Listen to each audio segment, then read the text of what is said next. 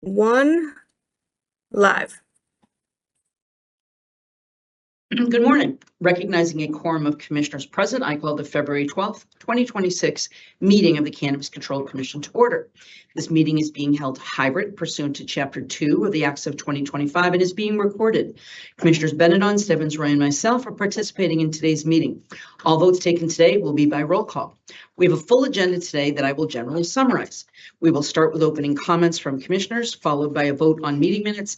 Then the executive director will present the executive director and commission staff report before we proceed to staff license recommendations. There is one change of ownership recommendation, 24 license renewal recommendations, 8 provisional license recommendations, 2 final license recommendations, and 2 responsible vendor training renewals. We have posted 8 items on the commission discussion and vote section today, but I will be tabling 2 of them. The first 2 that are listed, open meeting law release of executive session minutes, that will be tabled. The other will be a delegation of powers to approve licenses, but that we will have a brief conversation about that regarding some additional research that we'd like to have done in advance of any decision on that. Licensing freeze considerations, notices of deficiency, executive director goals for year 2026 and first months of year 2027, workforce safety hearing discussion of U.S. District Court action on February 4th, 2026 related to former Mass Provisional and suspended license, a discussion on licensee WS Coliseum. I will ask the commissioners wishing to comment or ask questions during any part of the meeting raise their hand to be recognized. With those initial comments, I'll turn things over to commissioners for any comment and or updates, and I will go alphabetical today. Commissioner Benedon, do you have anything you'd like to add before the meeting? I'm going to pass. Thank you very much. Commissioner Roy, do you have any comments this morning? I will also pass today. Thank you, Chair. Mr. Stebbins. Thank you, Chair. I'll be guilty. I'll probably take up both Commissioner Benedon and Commissioner Roy's time, but just real quickly, last Tuesday I had the opportunity to visit Green Meadows, a medical and adult use dispensary down in Southbridge.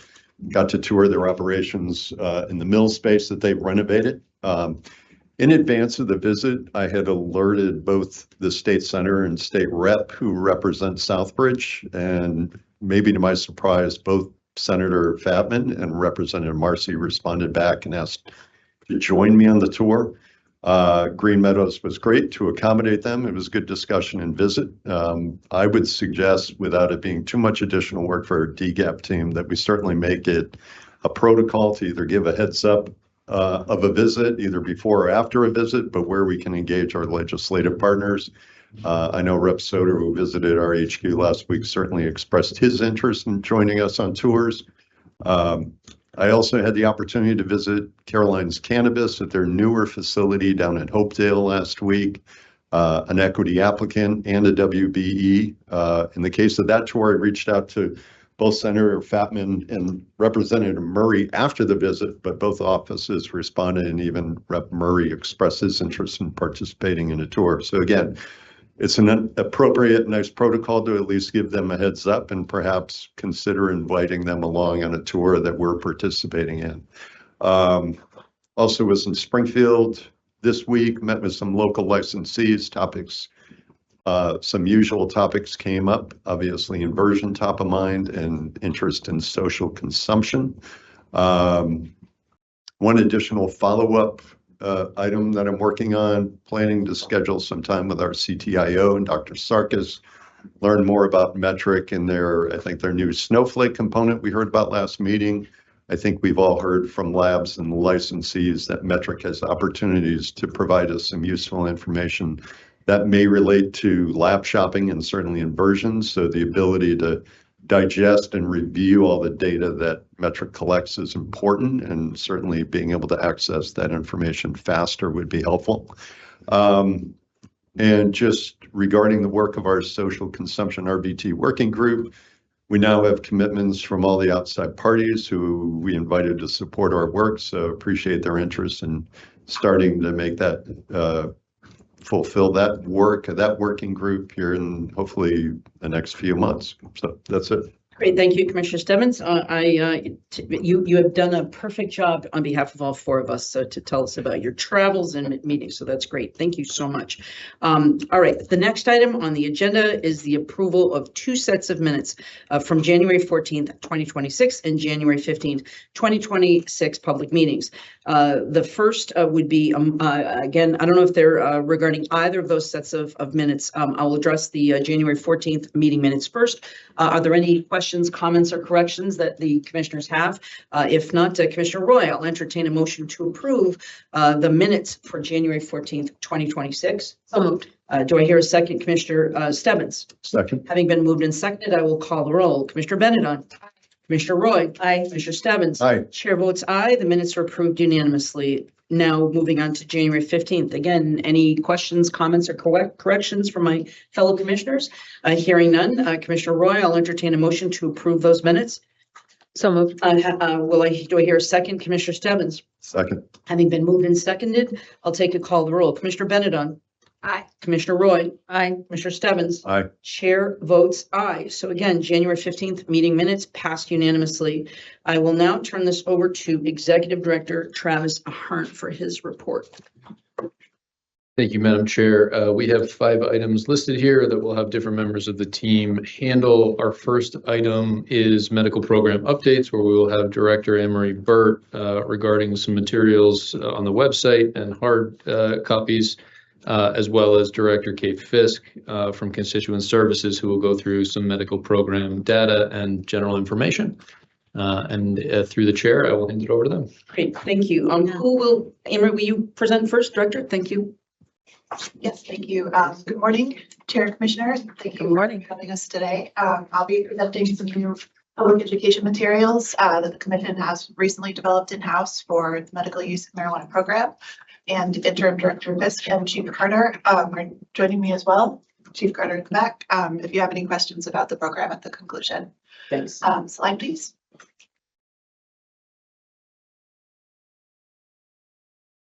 That's it. Can we move to the next slide?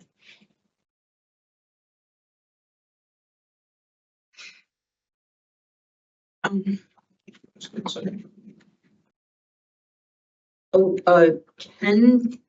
we take a 5-minute break? There are some technical issues with the slides. I will entertain a motion, Commissioner Roy, to recess for, let's give them 10 minutes. So till 10:25, I think that's appropriate because I don't want to give them not enough time. So do I hear that motion? So moved. Do I hear second, Commissioner Stebbins? Second. Having been moved and seconded, we will briefly suspend until 10:25 to address technical issues.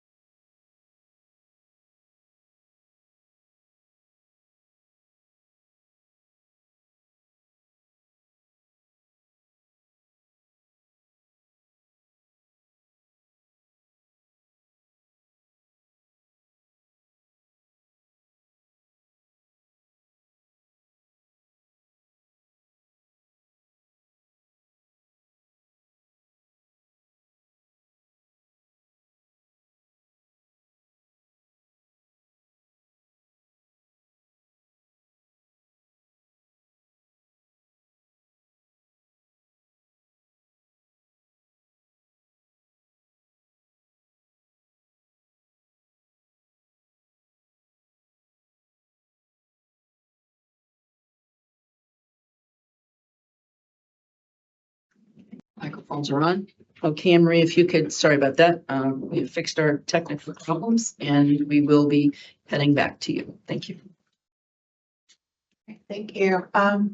Slide, please. And restart. I will be presenting some new public education materials that the Commission has recently developed in-house for the medical use of marijuana program.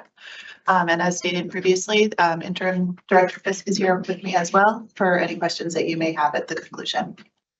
Slide, please. As part of this initiative, we've developed both digital and multimedia collateral to not only promote access to the program, but provide 2 medical marijuana treatment centers, certifying healthcare providers and the general public for their distribution as well.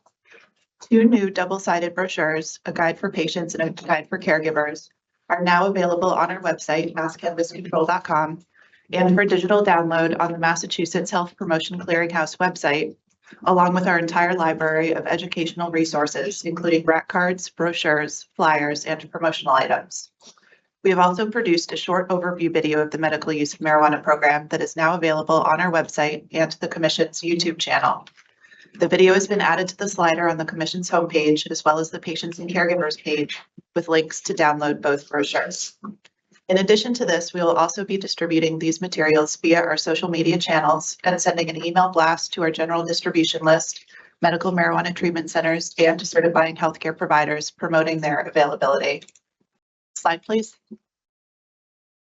Can I don't own because I will probably, so can you just sort of explain to me, and I apologize if I'm in midstream, but it just helps me kind of follow and then but in terms of how, if I recall, and again, obviously with the gap, how do we allow people now to find out healthcare providers that are doing this? Obviously, I was a little horrified to see that Groupon, does this and that people offer their services via Groupon, but I thought I recalled that we didn't put that out publicly, but how do we make, Director, how do we make this information available to people so they know who can prescribe this for them? Good morning, Chair. So part of our regulation is that we don't share their information. And if they do want to share it, when they call in for us, we encourage them to look on Google, which is a little rudimentary, but also the Mass Patient Advocacy Alliance is who we partner with, and we send them to their website, and they carry a list of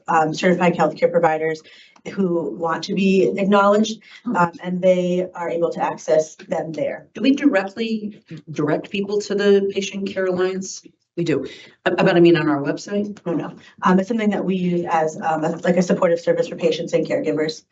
So Director Fisk, remind me, I remember, why can't we publicize this information or even have a direct link? What is the prohibition on that?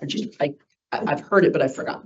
So in our regulations, it states that we will not publicize provider information. So providers take it upon themselves to publicize their own information. So we are not allowed to publicize for them on their behalf on our website. What we are aware of, we go ahead and let them know about. But it's a regulation, and this is one of those things that was developed early on. Is there any sort of legal or logical reason why we wouldn't, again, maybe not putting a list of doctors, because that's sort of like assuming we approve doctors or nurse practitioners. But why is there a legal underpinning for that? I mean, I understand why I don't understand what the rationale was. And again, not everybody was here when these regs were passed, so it's a long time ago. So my understanding of the rationale was that it was to protect them from any action to be taken against them by the government because of the newness of the newness of the situation. So they didn't want to be acknowledged. They wanted to put their license at risk at that time. Oh, that the doctors didn't want to. Yes. Commissioner Roy, maybe That's you my could provide some, understanding, because I know. if I may. It was carried over from DPH. That, to Kate's point, that because of the federal illegality, the Schedule I, we didn't want to put physicians prescribing, their license, their medical license, anything at risk. Having said that, though, I think it's evolved clearly, and I think an opt-in I'd be open to having a discussion of putting providers who are certified. So we've certified these providers, so we recognize them as legitimate certifying providers. And to put, if we sent them an opt-in, if they wanted to opt in to have their name as, because that is a problem. We send people to Google. And, you know, I think it would be nice to have folks that we have, certified available on our website. So that's not, I think that's a decision for the How do board. they show up? Oh, sorry. Go ahead, Director. If I may, that is something that we have talked about, allowing it as an opt-in feature in our new system, because we are procuring a new system, having that be an option where they could opt in if they were interested. Very good. See, I love it when we solve things and real problems that we've already solved. So thank you.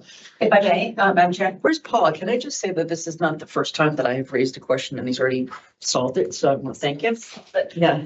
if I may, Commissioner, but we would have to vote as a commission to direct staff to create that mechanism to opt in. So they can't move forward unless we move forward. So maybe that's a discussion for another day. Yeah, but again, so also if we do direct them, if not on our website, informally to the Mass Patient Advocacy Alliance, how does the Mass Patient Advocacy Alliance do that? Do they do it without their permission? They kind of know. I don't know how they acquire them. They do have a list and they do have relationships within the community. So I would assume that I can't assume, but Yeah. you know. No, but again, and I do understand, and I understand that, I mean, again, going back, trying to work with different charities, to work with them on a PIP for a license or things like that. Because of the federal illegality, but obviously what's happening down in Washington may also color some of this,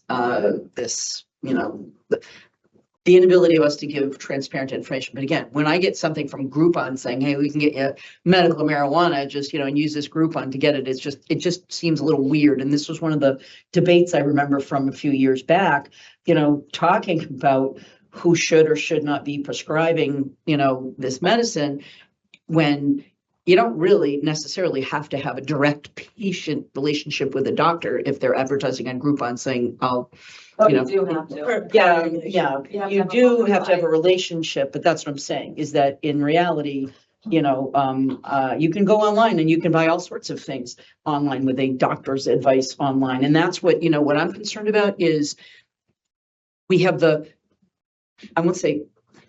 we have the illusion that there is that relationship, and that's not our job to police.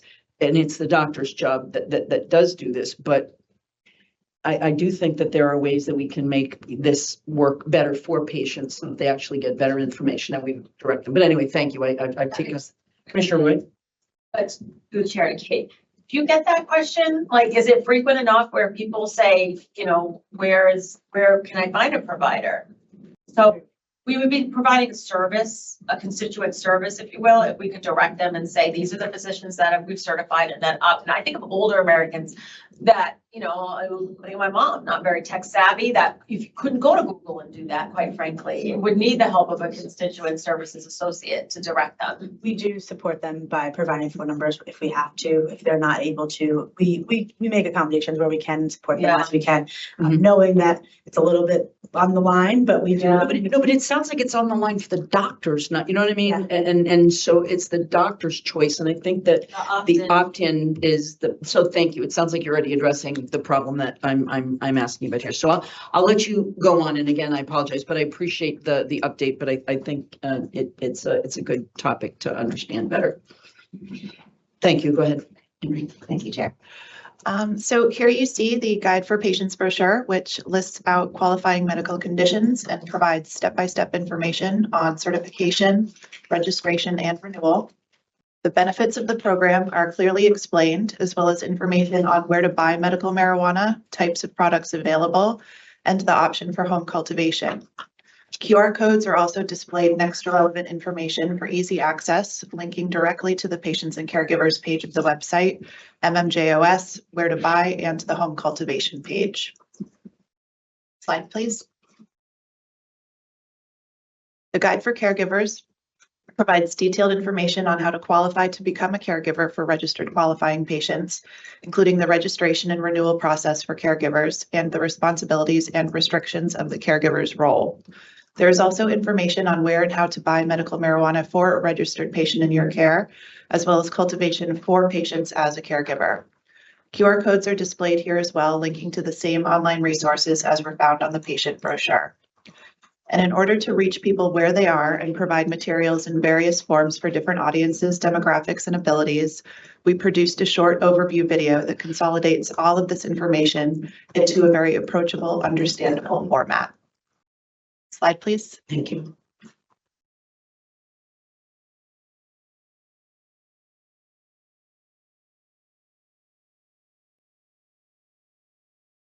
Are you a Massachusetts resident who's curious about medical marijuana? Let's look at the Cannabis Control Commission's Medical Use of Marijuana program. To purchase medical marijuana, also known as medical cannabis, in the Commonwealth, you must enroll in the state's program as a registered qualifying patient. To be eligible, you must be at least 18 years old and live in Massachusetts. If you're younger than that, talk with your parent or guardian to see if medical cannabis is right for you. For adults, the first step is to get certified. Talk with your doctor to find a certifying healthcare provider registered with the state's program.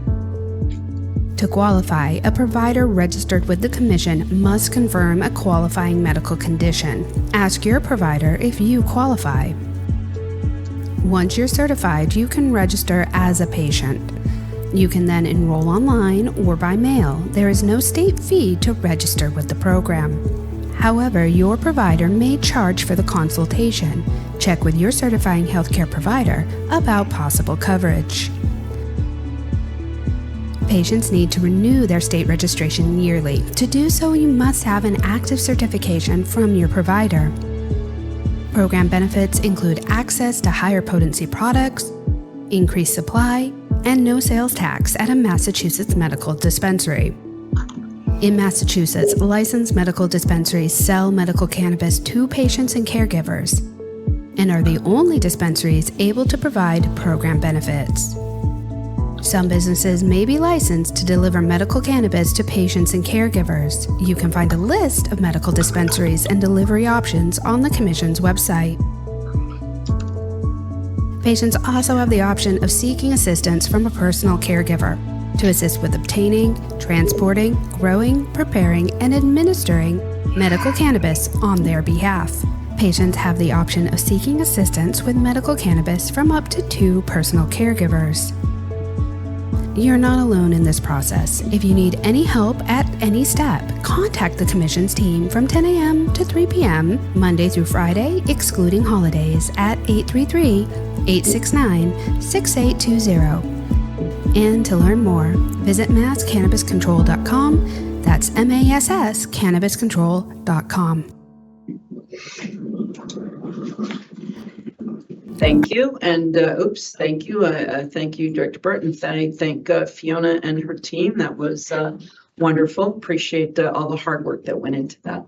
Thank you. And to conclude the presentation, I wanted to recognize and thank all of the departments and staff who made this work possible and brought these materials to life. Chief of Staff Andrew Carter and Interim Director of Constituent Services Kate Fisk, as well as the Digital and Creative Services, Traditional Communications, and Legal Departments, who all contributed to this initiative over the last several months. So thank you, and thank you for my time. Thank you very much. Thank you, directors. I keep working on the title, director, right? Directors. Thank you, directors. Appreciate it. I don't know if anybody has any further questions. Commissioner Stebbins. Thank you, Chair, and thank you, Director Burt and Interim Director Fisk. Couple of questions, and some of this generated from our recent participation in the MMA show, where there are lots of potentially useful tools available to help state agencies. I know we also had a chance to connect with the Mass Councils on Aging to have an opportunity to promote the medical program. Quick question. I know we offer some variations of our information in different languages to support Massachusetts residents. What languages do we currently provide material in, or is it just what we see here? I can answer. Director Fisk? So we offer our patient registration applications in paper, in Spanish, Portuguese, and English. And we have online, those are online, and we offer them snail mail as well. You can talk, if you want, a little bit about our offerings on the website. Sure. So we do have a few of the forms available in Spanish, Portuguese, and English as well for download for submission. And we would like to make a larger practice of translating a lot of our documents, but we would need additional funding. So one of the questions I have, because I've done a lot of work with the disability community, and that's obviously one of the special cohorts that we're supposed to be paying attention to. Are we ADA compliant on these materials? Online or otherwise. Again, I've worked with technology companies that have provided assistive technologies or frankly leverage the, assistive technologies in your smartphone. So are we ADA compliant? So when our current website was built, that we launched in April of 2021, there were AA and AAA testing on a lot of the content of the website. I apologize. I don't know AA and AAA. I Oh. apologize. Can you? Oh, yeah, it's part of Section 508 compliance for Under web accessibility, yeah, online. So our website is as aligned as we possibly can make it to for screen readers, color contrast and such. So just to explain, so that the people who do have assistive technology on their own computers, that we have done the graphics and the colors in appropriate fashion so that they can use their own assistive technology in their laptops. Am I restating that correctly? Yes, exactly. Okay. Also, in terms of it, and only because, there's so much going on with, with technology. I mean, I going on a trip, you can have people listen, you can literally in real time have people translating and have a conversation sort of with someone, that speaks multiple languages.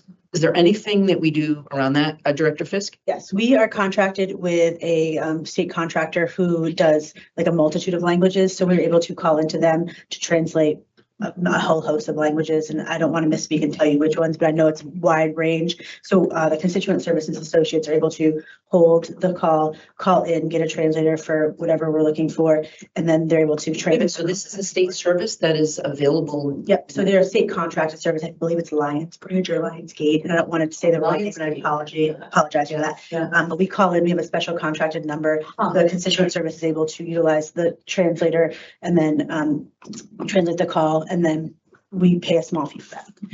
Could you, it would be interesting to know, not that it's us, but it'd just be interesting. It's not like, but what are the languages that Lionsgate or whomever? Certainly find It out. would be nice to just know, because then I think that provides us with a little bit more comfort that. And also to add, as we are procuring a new medical portal, we are looking at additional ADA services that are more compliant with the current standards and the coming standards. Thank you. Any additional questions or comments? Commissioner Benedon, anybody have anything? Commissioner Roy?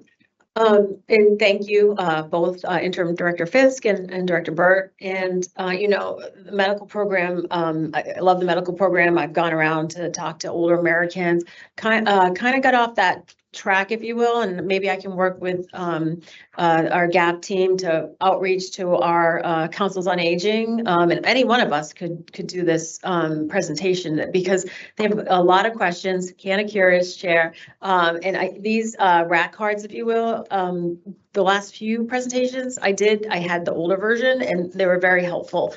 So I think this is a nice tool, and if we need to get it out to as many folks as possible. And I know there's a nurse practitioner conference, a regional conference in May. I think we should have a presence there. I'm wondering if our government affairs team is listening. Perhaps we can, and I think Andrew, Chief of Staff Carter, and myself have done some outreach with the nurse practitioners. As you know, Chair, I know this was a priority of yours to let them be a qualified, prescriber without being on the umbrella of a physician, because let's face it, they could prescribe opioids without being, if they're credentialed and licensed, without being under the auspices of a physician. So that was great. We did that. Now, how do we take it to the next step? And Chief of Staff and myself have worked on outreach. We actually have been working with, and I was away, and I'm still catching up on emails, but from a nurse practitioner, Megan Clements, and she, with this Catherine McKinnon, they're both nurse practitioners, have created brand new continuing education called the endocannabinoid system and medical cannabis and clinical practice, evidence, guidance, safety, and substance use consideration for qualifying nurse practitioners to become certified providers in Mass. So I want to thank them publicly for all the work that they've done. They launched it in December. I guess it was a great success. And so the goal is to get more nurse practitioners online to be certified providers. I feel we don't have enough providers. We have just under 80,000 patients and I think just over 400 providers. It's not really a great ratio. So I want to thank them and I look forward to learning more about that. But I think if we could have more of a presence on outreach when there are opportunities such as this regional nurse practitioner event, we could bring these tools to them for this. So we'll look into that. But thank you so much. And I just feel like not enough folks either know about the program or not enough providers know about the program. And how do we take that to the next level? And for Commissioner Benedon's purposes, Commissioner Roy actually put together a pretty good PowerPoint presentation. Did this herself when she was. I did. To do some. With comms, and I want to thank our Nadine and Mary Alice worked with me, and we retool it. So every time we go in the community, we come back and we retool it. And so we're due to get back. I'm due to get back out there. So I've explained, I'm a recovering attorney, having worked for a large defense firm, you reinvent the wheel, and I'm sure that that's the same in your experience. So just know that there's something on the shelf that's in very good shape. Yeah, and anybody can present it. Yeah, Executive Director. Thank you, Madam Chair. I just want to note as well, in addition to Director Burt's presentation and materials, Director Fisk has also provided some data that she was going to run through. We can obviously do that quickly and follow up if there's any questions, and then potentially build that into future information as well. And I believe there's a lot of interest out there on the legislative side, but others as well on kind of the future of the medical program. So I think some of this data will speak to that. Thank you. Please go ahead, Director. Slide, please.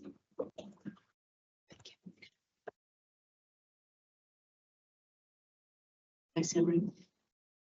So thank you all again for having me as well as Director Burt. I appreciate that. Slide, please. I'm here today representing the Constituent Services Department, which also oversees our medical program. Thank you again, like I said, for having me. I currently am the interim department director of Constituent Services. Our team consists of 7 constituent service associates and is overseen by the Chief of Staff, Andrew Carter. Just a little overview of our past. The medical program was established in 2012 under the Department of Public Health and transitioned here to the Cannabis Control Commission in 2018. We are a dual-pronged program. The first part of our program, we support the medical program.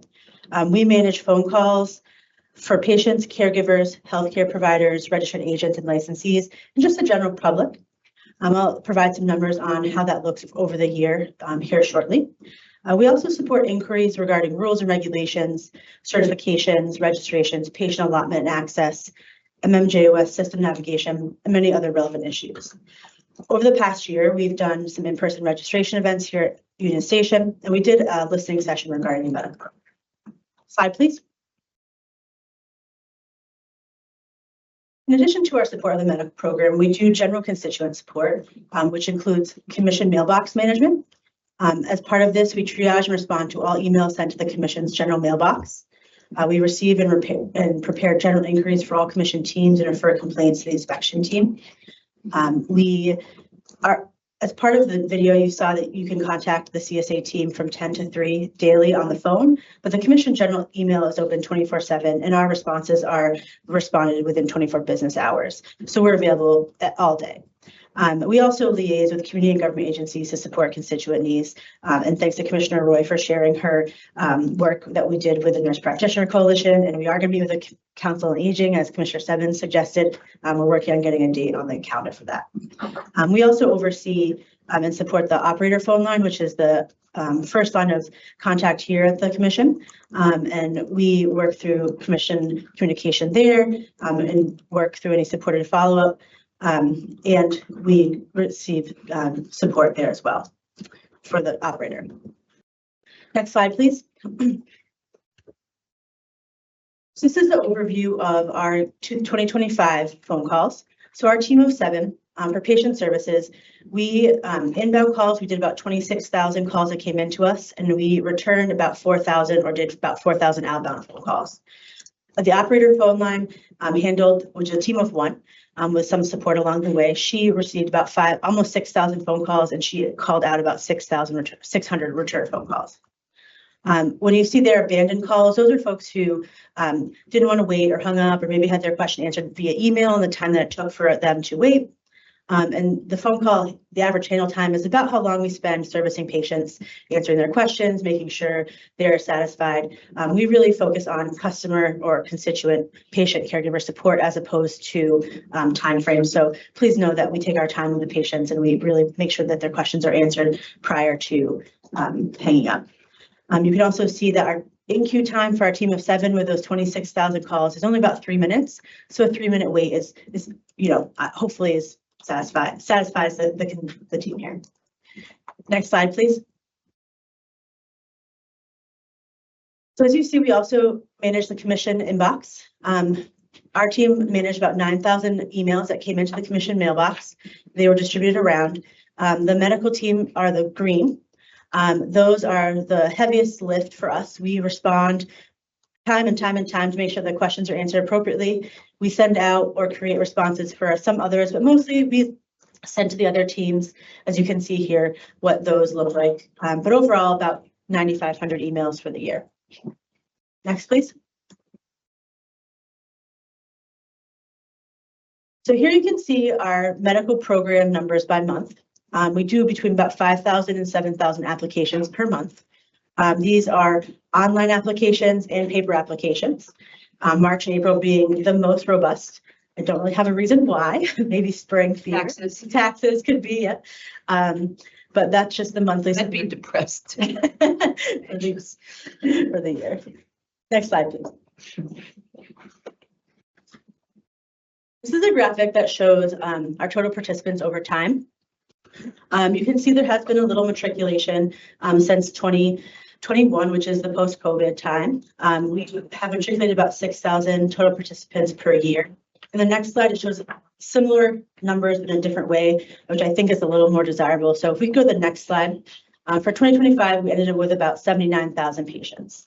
You'll see here, though, that the renewals for both patients and caregivers stayed about the same, as opposed to showing that matriculation in total. So we are seeing a general renewal that stays around the same number, despite a little bit of a dip in application.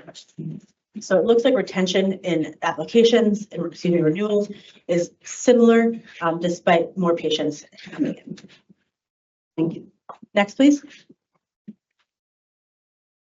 Here you'll see the number of medical treatment centers in Massachusetts. As you know, the medical regulation working group is talking about access. This is a demonstration of what we're talking about. You can see only 1 in Barnstable, 3 in Berkshire. Where is the one in Barnstable? We actually looked this up yesterday, Andrew and I, and it's in Sandwich. So it's central. Yep. But certainly not enough for the whole Cape. Yeah, exactly. Yeah. That's a desert. Yeah, no, but Sandwich is mid-Cape, but it could be in the summertime, a good hour and a half to more to get to P-Town. Yeah, and if you're going to Falmouth or if you're going the other way, it's not really conducive. No. So to note though, Do we still have one on Nantucket? I thought they were, what happened? this was run like this week, so I'm not sure exactly. It says through 25, so unless it closed in 26. We can Sure, you know what I'm talking about, right? Yeah, so Or is it Martha? Martha's Vineyard. So Martha's Vineyard, but they do have one still. I thought No. I thought it was Nantucket. My understanding is no.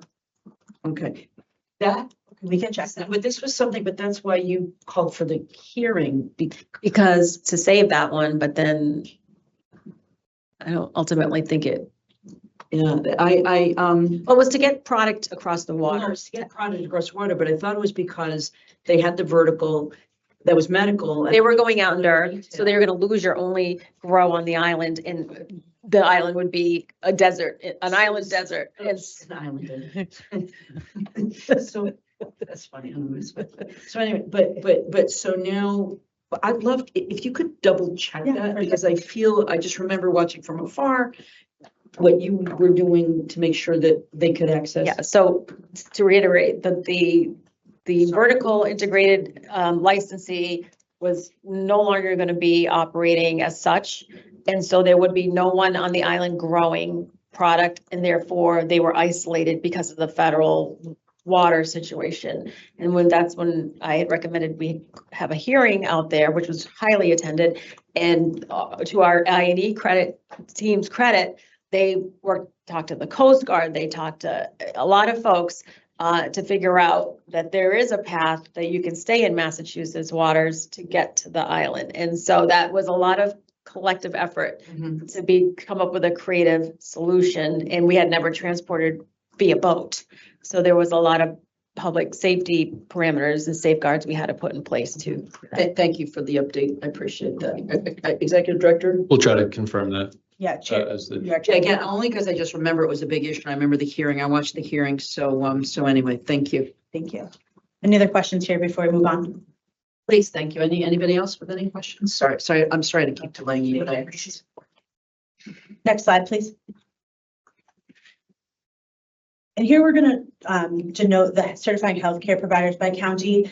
And you can see here that there are some discrepancies, the central part of the state being the most robust, and there being a little bit of a desert. However, commissioners did approve for initial certifications to be provided by telehealth. And we do see that most of our patients are receiving telehealth appointments across the board. I think that was the issue that I was talking about, was the resistance to telehealth. And that I didn't mean to mitigate or minimize the patient relationship, Commissioner Roy, but that was the debate. Now I'm remembering it was over telehealth or not. And we do have patients who do appreciate both in-person and telehealth, and we do liaise with them to find someone who is able to support however they're looking. So we do support that on both ends of the spectrum. And can I ask again, because we still have this disconnect between us and what we're putting on the portal and the Mass Patient Advocacy Alliance, it'd be interesting to know if they have information about whether it is telehealth or They do. They do. Okay, thank you. You're welcome. Next slide, please. And here we did a little bit of work this year around engaging the certifying healthcare providers. As Commissioner Roy explained, we did work with the Mass Coalition of Nurse Practitioners around continuing education credits. We did some informational outreach to local healthcare organizations, partnered with DPH on the development of a bulletin encouraging providers to register with the medical program. We talked about the benefits, talked about how they could support patients in their practice. We also collaborated with certifying healthcare providers to increase access and knowledge regarding the program and the medical use of marijuana, such as facilitating provider engagement with pediatric patients, understanding the endocannabinoid system, and gathering feedback regarding future regulations and policies. We look forward to future engagement as well, the Mass Coalition for Aging and future projects that we have coming up as well. Next slide, please.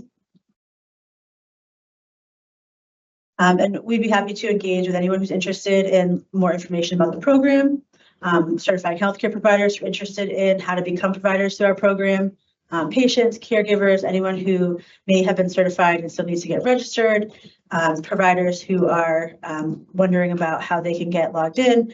We're happy to support any needs for any of our constituents here at the program. Thank you. Commissioner Stebbins. Thank you, Interim Director. Quick question. We operate the phones from 10 to 3. Any feedback on I can't reach you during those times, or what kind of message do people get when they call in kind of after hours? So after hours, I think patients have become accustomed to our 10 to 3. They do reach our operator line at times, and our operator is able to support some of the needs that they have as well. She is trained in the constituent service realm, so she's able to support some things. She does direct them to email. We do answer the email after 3 o'clock, so we are able to support that way. Many of our patients are supported by email and prefer that way. When we did the listening session, we didn't get a lot of feedback that way. Patients tend to be pretty well supported across the board, in our opinion. Thank you. Okay. Any further questions or comments? Commissioner Roy? I'm wondering, Kate, in light of our administrative order with the certificates of analysis, and when we had that public hearing, I don't know if you remember, We heard from so many patients that wanted more information. They wanted to know if there was, yeah, if it was, there was any sanitization steps. Again, we're agnostic. Some people love it and some people don't. But I'm just wondering for your team, if they're aware of that and they could let patients know that when they go in, if they want more information, they can inquire at the counter to get that certificate of analysis, which will show them. So if they're not doing, that's okay, but maybe that's something we could have a training with your team, and they could, if it comes up, then they're able to speak to that patients would be able to have access to that information. Certainly, we'd be happy to accept the information and move it forward to the patients and caregivers. I don't think we get a lot of questions around that right now, but I'd be happy to, certainly participate in anything. Or maybe it's something we can put on our website in our like if you're a patient and you want more information on your product, you can inquire at the point of sale for a certificate of analysis. It'll show you the various things on it. Absolutely. I see value in that for sure. Yeah, thank you. Thank you. Director Ahern? Just updating for the record as well, we will update that map. It appears that Act Natural is the only MTC on the islands, which is the one on Nantucket. The one that was on Martha's Vineyard is now adult use only, so they've given up the MTC. But again, it was a confusing situation, so I understand. Thank you for the update. All right, thank you. Thank you. I'd like to thank my team and Andrew as well. They do a lot of hard work. I really appreciate them. Thank you very much. Appreciate it. Good job. Thank you. All right. Commissioner Roy? And more to come on medical, right? So we have our access to medical marijuana working group, and ED is part of that as well. And we're working real hard there. Commissioner Benedon's on it with me as well. And we're going to bring forth some thoughtful recommendations around medical in the coming months. Looking forward to it. Yep. Thank you. All right. Thank you very much, Madam Chair. If we could go to the next slide, we're going to move to the next topic. And I will try to move quick, obviously, but leave time for questions if there is any. This is as we kick off social consumption, and it'll be relatively high level. If we go to the next slide, I'm going to read through some notes here and then go through kind of where we are in the process, a couple updates. So just quick review of next steps for the development and launch of 3 new social consumption license types: supplemental, hospitality, and event organizer, followed by a relatively nerdy explanation of how we're going to make 4 working groups work logistically. The 4 working groups, which are displayed here, include implementation, which will include work from many departments, but is relatively meat and potatoes from an IT, I&E process perspective, with the primary function of building in new license applications and I&E processes into our IT platforms, namely Mass CIP and Metric. The local advisory working group will be critical for bringing the municipal stakeholders to the table, which is important for all 3 license types, but is a pretty heavy lift as it relates to event organizer, which will be shaped in many ways by what municipalities are looking for in processes that are similar to how they handle one-day liquor licenses. Similar to one-day liquor licenses, where municipalities rely heavily on tip certification for those serving alcohol, the development of responsible vendor training for the first social consumption licensees will be necessary before launch, and gives the commission the opportunity to continue the collaboration that we've had with public safety professionals during the regulatory writing process as RVT is finalized. Just a couple examples of the folks that we had engaged through that process was the Mass Chiefs, Major City Chiefs, MPTC, but there are additional public safety folks who will be on that external group, which I'll talk about in a second. And finally, public awareness will be obviously needed to tie all of this together for a variety of stakeholders. And currently, without a separate budget for public awareness that we've had some discussions on in the past, this working group will be kind of doing 2 things. One, ensuring public industry and municipalities, the public industry and municipalities and other stakeholders are kept up to date on the development and launch of these licenses, but also they'll be producing the majority of public education materials internally. And you heard from one member of our comms team there, Director Burt, obviously our Director Mary Alice Curley as well. We have a lot of capabilities for doing that, and so we are preparing for to work under the premise that we will be doing all of that internally if we're not provided the money that was requested in the budget approved by the board. I'm going to move on to the minutia a little bit, as the way that this is set up is that individual commissioners are assigned as sponsors to each working group, which will allow those sponsors to liaise through the chair to future public meetings. I'll explain on the next slide how we'll promote collaboration and efficient information sharing between working groups while avoiding OML issues, open meeting law issues. In addition, each working group with a commissioner as sponsor also has an external consulting team with stakeholders that bring specific expertise, which I'll also cover in a moment. Just want to highlight one question that we've had in the past, which is there are some other components of this regulatory package that are not specific to social consumption. Snacks is included in social consumption, but also impacts others. Wasting was a question that we received. So the team is also working on a bulletin to update folks from the I&E perspective through comms on how people should be approaching snacks and wasting with a reg package that was approved on January 2nd. We've also had questions on the changes to badging. Those changes will take a little bit more time because they will require us to build those into our IT platform. So that is ultimately basically a task that goes within the implementation working group. If we go to the next slide, please. Just have a question. Sure. Go back one slide, sorry. Thank you. So I just had a thought on the local advisory one, which Chair, you're the sponsor on that. I was wondering not to give Jessica more work, but Jessica. I was wondering for municipalities, if we could just create a checklist, like what they're responsible for, permitting, zoning, if they want to do extended hours past the ceiling and the floor that the commission prescribed. And they also have to have a public safety plan, like just a list. This is what you're responsible for, that when the chair meets with these, and you would probably be with her, whether it's MMA or individual communities, you can say this checklist is your responsibility. That might help a long way. Yeah, thank you. Good point. Yep, no, I appreciate that. And obviously we have Manager of Government Affairs and Policy, Jessica Porter, who will be covering another item with us as well. If there's any questions on that, one of the multiple leads that we just had on this slide. Oh, thank you. If we could go to the next slide, please. Going to get into kind of how these groups will work. And so just for ease of communication, but also to avoid open meeting law issues, there will be one main channel for the working group leads to collaborate. Those are the staff leads. The 4 sub-channels will separate files, work breakdown structure, and notes in our OneNote system will allow us to ensure that sponsors have the information, the commissioners have the information they need to be successful, but also that information that requires deliberation of the board is reserved for public meeting. Internal assignments of tasks for staff will be tracked through the work breakdown structure, which I'll cover in a moment. Members of each external consulting team will be engaged with materials received through a share file link. Those external consulting teams, I believe, are nearly finished. I believe one was referenced earlier by Commissioner Stebbins, but the external working group for the chair and for Commissioner Benedon's groups as well have also been developed, and if are not finalized, are certainly approaching finalization. If we go to the next slide.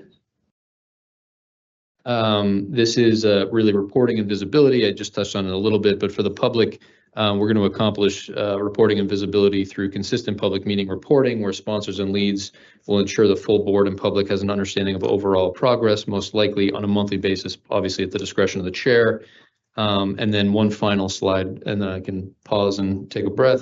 I just, Sure. when. If we go back one slide, please. Just what did you reference in terms of discretion, which I also read as responsibility? Could you just explain that? What you just meant? I think the overall assumed vision here would be that for the public and for discussions that we would put this basically on a monthly basis on agendas for the board Gotcha. moving forward, but obviously that's it. Thank you. I missed what you were saying, so I'm glad you repeated it. Thank you, sir.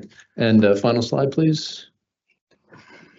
Thank you very much. I just want to highlight one other sort of change. This is lessons learned from a very heavy lift from implementation of Chapter 180. So one final key component of coordinating 4 working groups is in the center of this slide, where the project management office team is now involved with a single project coordinator across all 4. Has been assigned to move deliverable planning from each of the working groups to it. Put names on that so we know who that is. Absolutely. That is going to be Juliana, but I will put the names on this as well so you have it as we move forward. Thank you. And so just Excuse me, I had a quick question. I did on the previous slide, really super quick question on them. Could we go back one slide? Yeah. Thank you. So at the bottom where it says project team and internal stakeholders and all of the 4 columns, does that mean we won't have any external stakeholders?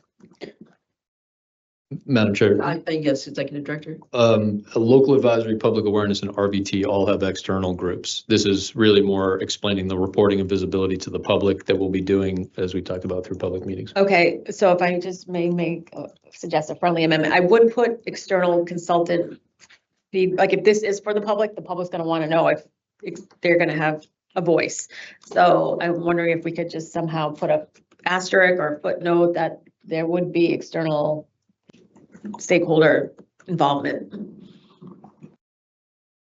Certainly, thank you. Thank you. Thank you. All right, moving to the next slide. To the final slide, I just wanted to point out again, so in the middle of this slide is sort of the centralizing figure here. And the reason for that is obviously, again, each group will have some of its own tasks and deliverables, but on a reporting out basis to the public on overall progress as we proceed towards opening these licenses, we will want to report out on where all tasks across all working groups are.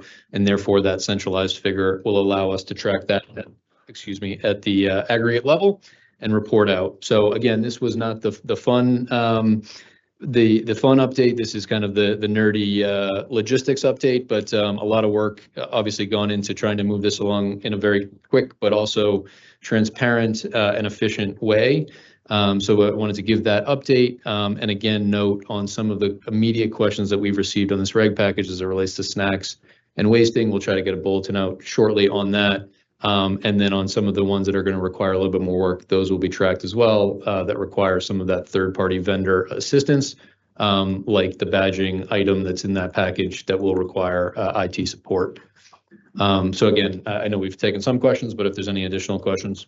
Commissioner Roy? How does the bulletin go out? Because what we did hear that day for the red tape removal is that if it goes to mass CIP, they're not in mass CIP all the time, but they're in metric all the time. But I don't know if we can do bulletins in metric, or can we? Paul's nodding in the affirmative. Yes, okay. And could you just say that again? What do you want to do? So they're gonna, through the executive director, the staff is gonna create a bulletin with around snacks and wasting to update our licensees. And if He was nodding, saying, yes, he can do that. well, remember when we were here for red tape removal, they said, well, if you're going to inform us, we're not in mass CIP unless we need to be in mass CIP for renewal, but we're in metric every day. So how do we communicate? Because remember, a lot of them didn't know about snacks and they didn't know about the wasting when we were here. And we assumed everybody knew and nobody knew. I just looked over. He was just- I'm sorry, I was startled. It was like he showed up. Anyway, Chief. He's nimble. If you would answer, you would address that. I'm sorry, I just got a little startled there. You just appeared. No, so we do have the capability of putting bulletins, and we have in the past put non-metric bulletins on metric, since we're aware that folks do more often log into metric. Our comms team also uses its social media platforms and our websites whenever bulletins go up and be posted, so that's also communicated beyond just the Mass CIP platform. Thank you. Commissioner Red? Serve list that we can just also, we have emails for every licensee. Right. So email, social media, and then the bulletins generally sit on our enforcement page as well. So in the bulletin format, using the banner, using social media is really more to promote and get people to where it is on the website. And we do have as well, as you mentioned, the email blast. Clarify? Yeah. Thank you. Thanks so much. Thank you, Paul. All right, Director Hearn? That is the update on this particular item. If you're all set, we'll move to the next item. Yes, thank you. So Any for the questions? cannabis, Okay. And again, I'm sort of looking at the timing, just people let me know if we need to take any break, but we can keep plowing on as long as we're plowing on. thank you, Madam Chair. Through you, I will provide the next item, cannabis revenue flow webpage, to Manager of Government Affairs and Policy, Jessica Porter. If we can move to the next slide, please. Thank you. And this is a, next slide, please. This is an update after the January presentation that our CFAO gave about the budget. So this is the next chronological step from that. Next slide, please.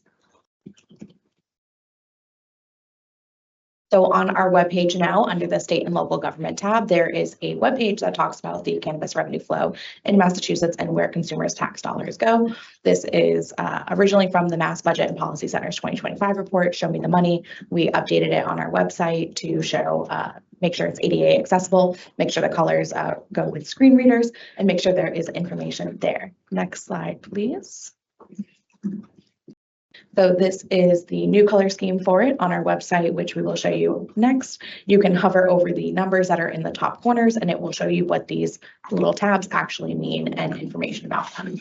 On the webpage itself, you can scroll down and see everything all at one glance as well. And this is also available for digital download.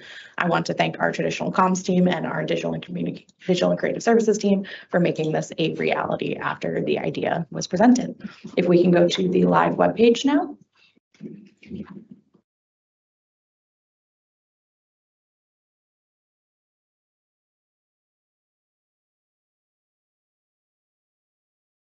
We may be having technical issues. If we can't, it's available on our webpage on that original slide. Does somebody want to just message me if we can do that now, or if we just want just to keep going?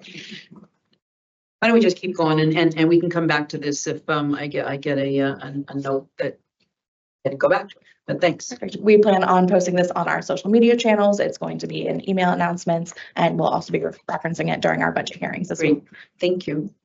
Hold on, apologies, working on bringing up the page. So we just keep going and when I see something next, we'll come back to it. That's the end of the presentation. So if there are any questions. Okay, and any questions, Commissioner Roy? How do I find it on the website? Because I typed in cannabis revenue flow in Massachusetts and I'm not getting the interactive one. Yeah, absolutely. So if you are on the homepage and you click the top left corner, the three little lines, and click on state and local government. Okay. On the main tabs there, it should be the second icon square. Okay, thank you. I just saw something with a link. I don't know if this is something that we can see or there was something that just popped up. I think Callie was somebody. Director Burt did put the live link to in the chat for the meeting, but for the public, I think we were hoping to just show it, which is what is now on the screen. Right, fine. Anyway. And if we scroll down to the chart. Thank So you. this is live now. This is live now. It went live last night, thanks to Anne-Marie's team. And if you hover over any of the numbers, as Callie will demonstrate, you can see what is there. Very nice, Callie. And if you continue scrolling down the page, everything is listed here as well with hyperlinks for additional resources. Any questions from the commissioners? Okay. Yeah, Great job. Thanks to the whole team. Thank you. Thank you, Madam Chair. And just noting as well, obviously, you have seen that the static version of that. This is the interactive version. The CFAO, when presenting the budget, which the commission approved for submittal, we did have that included in that package as well. So again, just looking to make sure that that is accessible to all. And for the next item, a couple items to go here. We're going to do host community municipal equity with Director Enos, who's the interim co-CIE, and then we'll do licensing update, the standard update from Director Koval after that, and we'll be all set. We can move to the next slide. There's one slide with data, and I'll just note that the last update on this was from the August 14, 2025 meeting. Good morning, Madam Chair. Good morning, Commissioners. Yes, I'm here to provide a quick update for our HCME update. So as Executive Director said, we're about kind of 6 months removed from kind of the last, reaching out to the municipality. So as of the 2nd of this month, HCMEs was reviewed and accepted by the Commission. That number totals 22, and those municipalities are listed below. I'd be happy to read them out if you'd like. Absolutely. So the 22 HCMEs reviewed and accepted by the Commission to date are for Lee, Merrimack, Newton, Melrose, Cambridge, Shrewsbury, Monson, Rockland, Framingham, Anson, Northampton, Somerville, Medford, Groton, Bourne, Charlton, Haverhill, Belmont, Brimfield, Maynard, Westfield, and Holliston. The total number. You and Ms. Damon, you guys could be doing this together right now. I gotta tell you, you have a future here, so. Thank you. The total number of HCMEs received or under review by the Commission is 103. Of those 103, 31 applications have been reopened or are pending review. 50 applications have been withdrawn or are incomplete. So the total number of outstanding municipalities is 248, but of those 248, 107 of those are no towns. Mhm. That is a quick kind of overview of where we at currently with the HCMEs. Happy to take any questions from the board. Commissioner Stebbins. Thank you, Chair. And thank you, Director. The 50, help me better understand the 50 applications. Were they submitted and then withdrawn so that they're incomplete? Help me clarify that number a little. Question. Yeah. Yes, no, thank you, Commissioner Stebbins. Yes, so I believe of those 50 applications, so yes, a number of those were, I believe, submitted and then withdrawn by the municipality.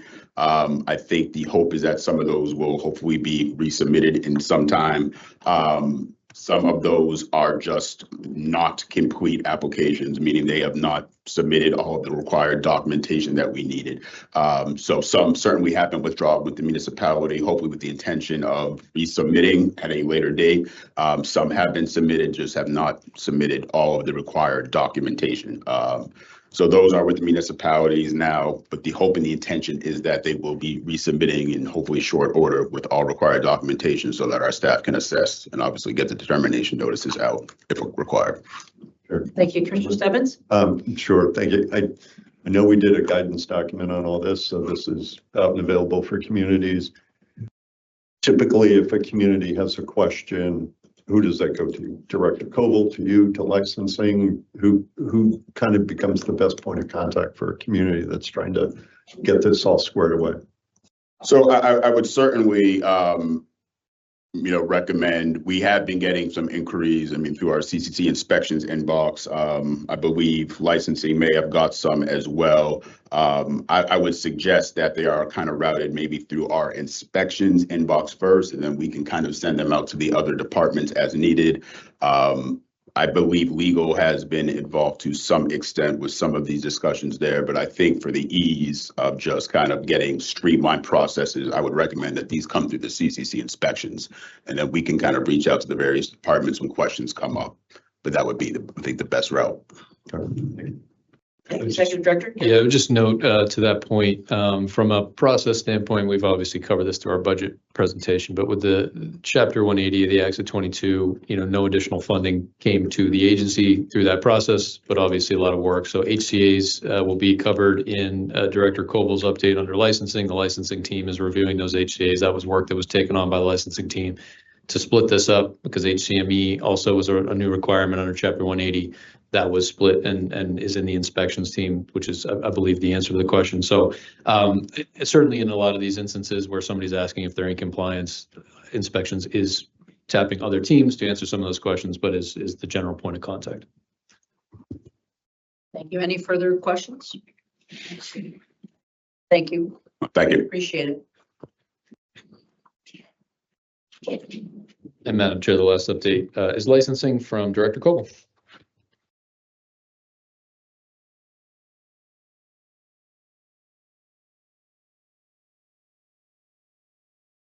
Director Koval. Hello, everyone.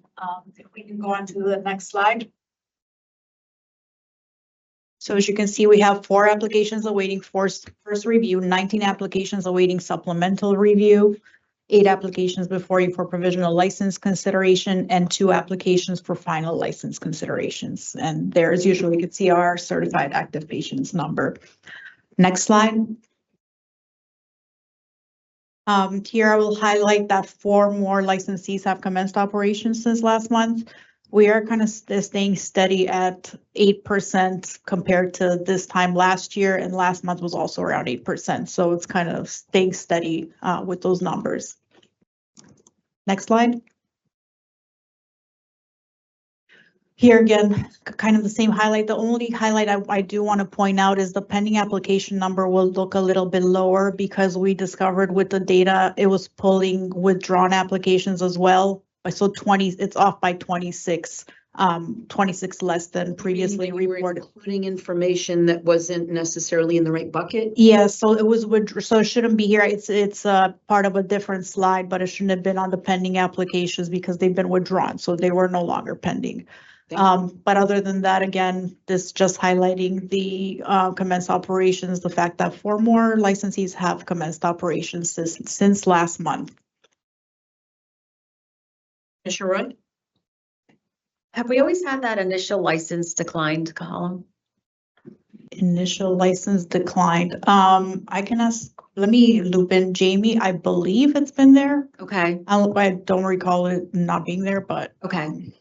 And so someone would be declined, like suitability could be a reason. There are multiple reasons they don't finish their, or we're declining them. It's not for just like an unfinished application. Correct. It's a judgment decision that you've made. Yes, well, it's either they haven't submitted everything that they need. So for whatever reason, they couldn't move forward Okay, with the application process. okay. Okay, keep on, Director. Yep. Next slide. All right, here we have the active cultivators. There've been a couple of expirations, but then we've also had a couple of approvals as well. So it kind of balanced the numbers. Overall, since last month, we have 75,000 less square feet of canopy. We also had a couple of tier relegations, but again, it balanced out because we've had a couple of approvals as well. So it kind of fluctuated. Yep. Chair, Commissioner Roy? could you speak a little to that, the negative 75,000 in canopy? Because we're gonna have a licensing freeze discussion, so I'd like to push that out a little bit. Right. So basically, I can go through the granular data. So one moved from tier 3 up, so they relegated themselves to tier 3. We have one less tier 5, so there were 2 tier relegations. However, we approved a tier 11, which moved from final licensor to commence ops, which would, increase the canopy by 100,000 square feet. Can I ask, Director Cole, where is that most recent tier 11? Just remind me where that is. Let me see. If you don't have it. I have the license number. Let me just find out where it is really quickly. Again, I'm sorry, it's a random question. No worries.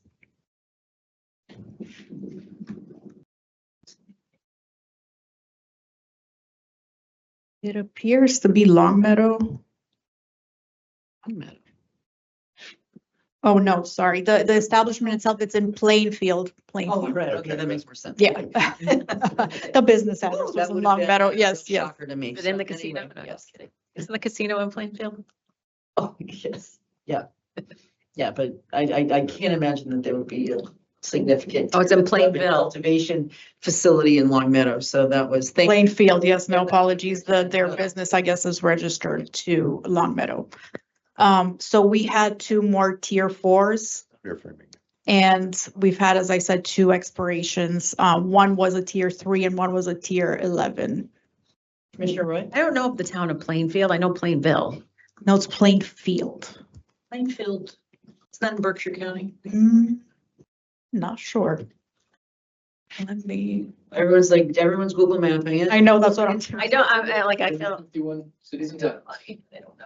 There are a lot. I know I always come across some. So it's Plainfield, Massachusetts. It's kind of near Ashfield, Holly. I don't even know where these are. Yeah, it's out west. It's on. Yeah, it seems like it appears out west. Lovely. I didn't know.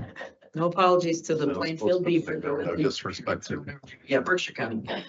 Berkshire County, yep. So yes, Western Mass.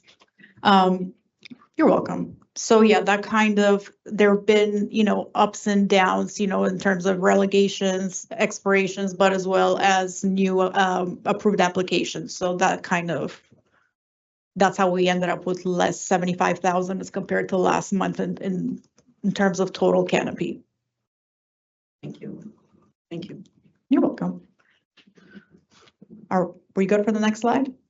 Commissioner Benedon has a question. Looking at the total column, how come in some rows, the total column is not the sum of the other columns? several of them.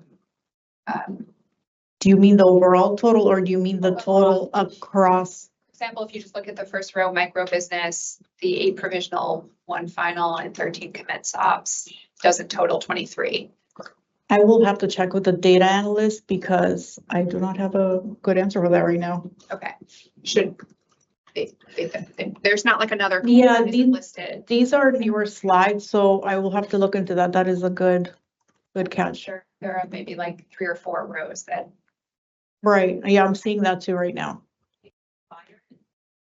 Yeah, that's what I'm wondering. Is there another category expired maybe? Double check. Yeah, I will double check and get back to you. Thank you. Thank you. Ready? Keep moving on. All right, here we have, again, the active cultivators. We have added, per your request, Commissioner Roy, the total maximum canopy and minimum canopy for the active cultivators as well. Previously, we were only reporting it for the expired. So you can see now for both the active and the expired. Commissioner Wright, you're happy with that? You're good? Thanks. Please, I just. Because this slide's also in my presentation as well, but, and we talked about the range, Director Colville, so this incorporates Yes, the range. So correct, because it shows you now the maximum and the very 2.8 minimum. or 4.1. But for commence ops right now, it's 3.3 is the max. Yes, And 2.3 is the minimum. correct. But when you add everything in the queue, it would be 4.1 million max and 2.8 million. Correct, minimum. correct. And That's that's if we're indoor looking, only. yes, provisional, well, no, indoor and outdoor, so Oh, but aren't those numbers separate underneath? Oh, I see indoor and outdoor. You have them up top. Okay. Yeah, Yep. yep. And then they expired below. Right. Okay, that's helpful. Thank you so much. You're welcome. Next slide. Thank you. Here we continue to see, positive movement in terms of the use of model HCAs, compliant HCAs. In terms of compliant towns, we went from 168 to 169. So, it's still a move in the right direction. Next slide.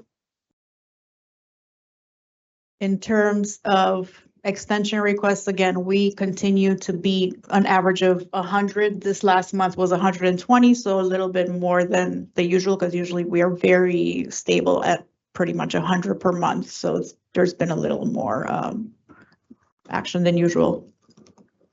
Thank you. You're welcome. No questions? That's it for me. On to Suko.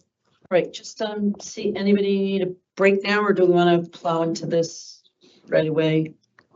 Borderline. All right, so would you mind if we just took a 10-minute break? And again, sorry you've been waiting so patiently. So anyway, I'll entertain a motion to recess until 11:45. Commissioner Roy, do I hear that motion? Do I hear a second? Commissioner Stebbins, I'll take a call of the roll. In favor, aye. All opposed, no. We are suspending, or we are recessing until 11:45. And again, I apologize for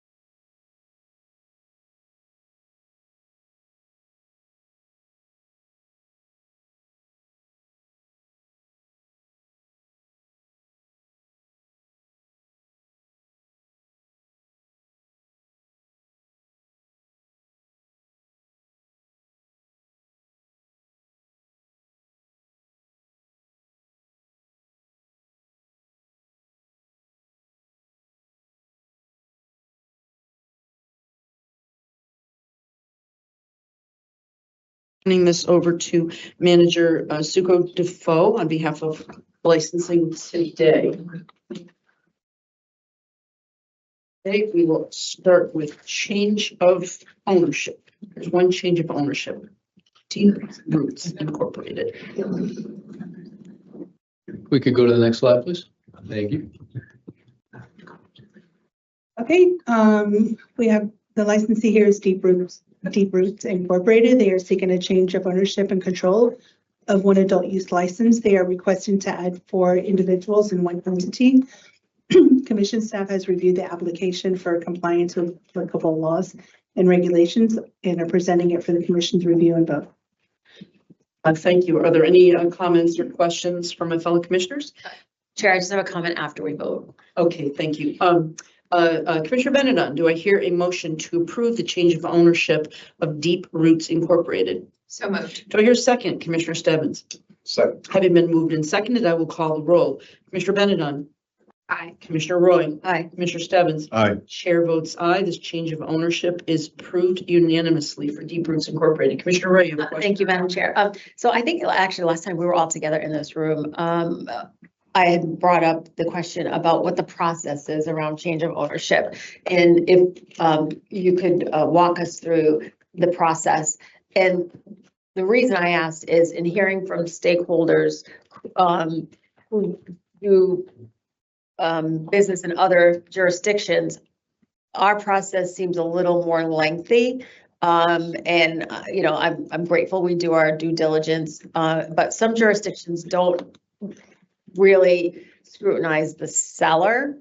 It's more the buyer or the new entity or new individual. And so I'm curious if you could share with all of us the process, and then we could take that red tape lens to change of ownership and figure out perhaps we could remove red tape that might not need to be there, or look to what other jurisdictions are doing who can turn it around, I'm told, in like a week or a matter of days.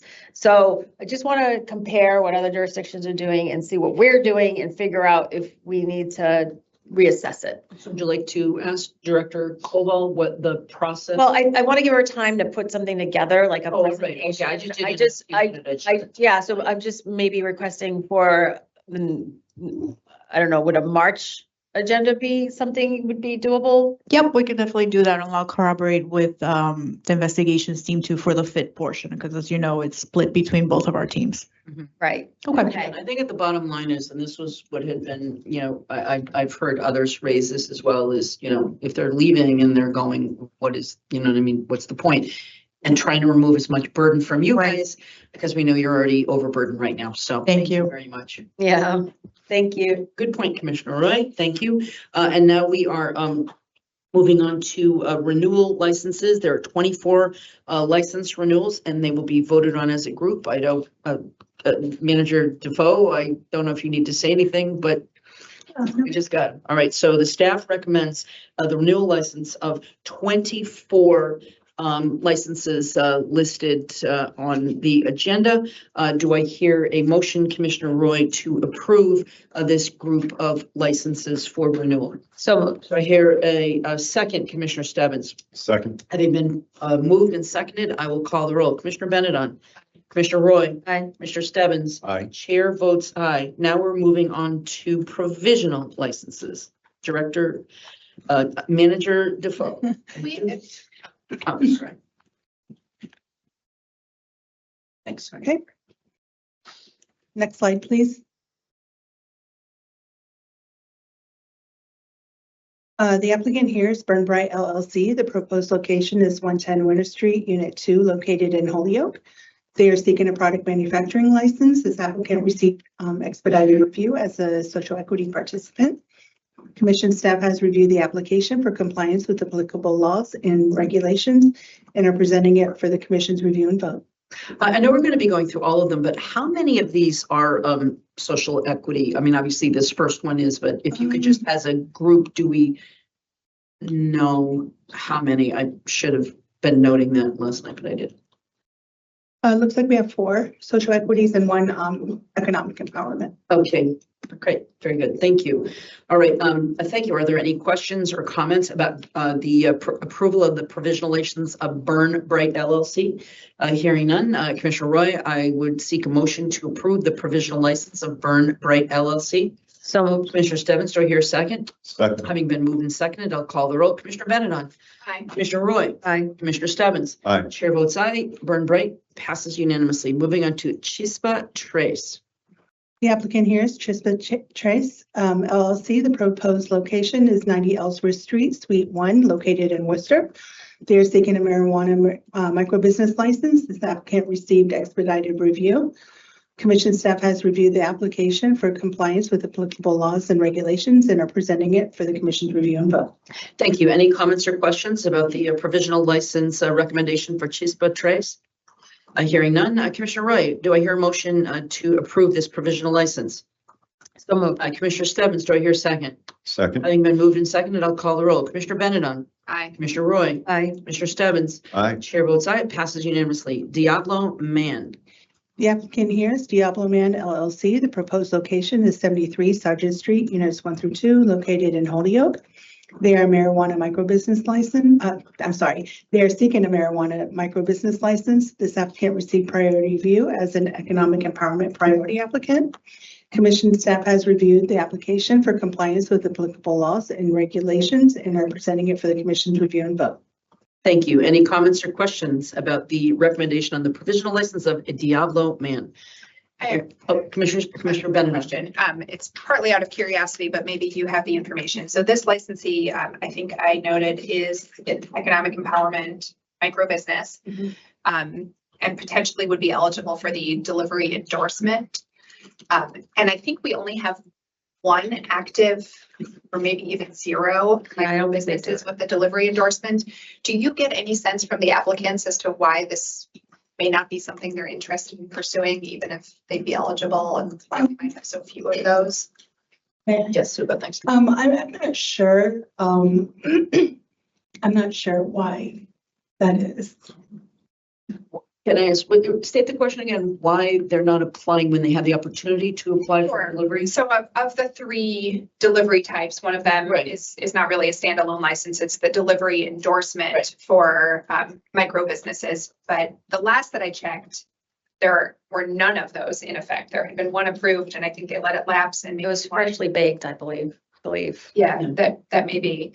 And I'm just curious if we had information as to why this particular license type might not be popular. Well, it requires, but why don't we put an all points bulletin out to people who are listening or hearing, and maybe they can send you or all of us, some feedback on something like that, because again, having looked at some of the licenses, I mean, I had a conversation, a long time ago with someone who was a social equity applicant who looked at delivery and basically just said the economics didn't work.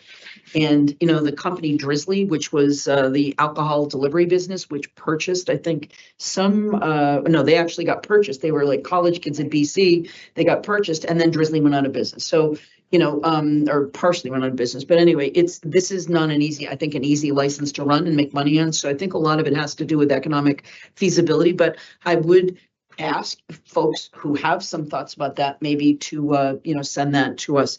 Again, we don't have any craft cooperative licenses because the way craft cooperative license works, it just doesn't function in terms of how it functions for cranberries, but not for cannabis. So anyway, Commissioner Roy. Yeah, I also want to point out that Diablo Man is also, as Manager Defoe said, EEA. Now, if you think about that, the window to become EEA was April 1 of 2018 through April 15th of 2018.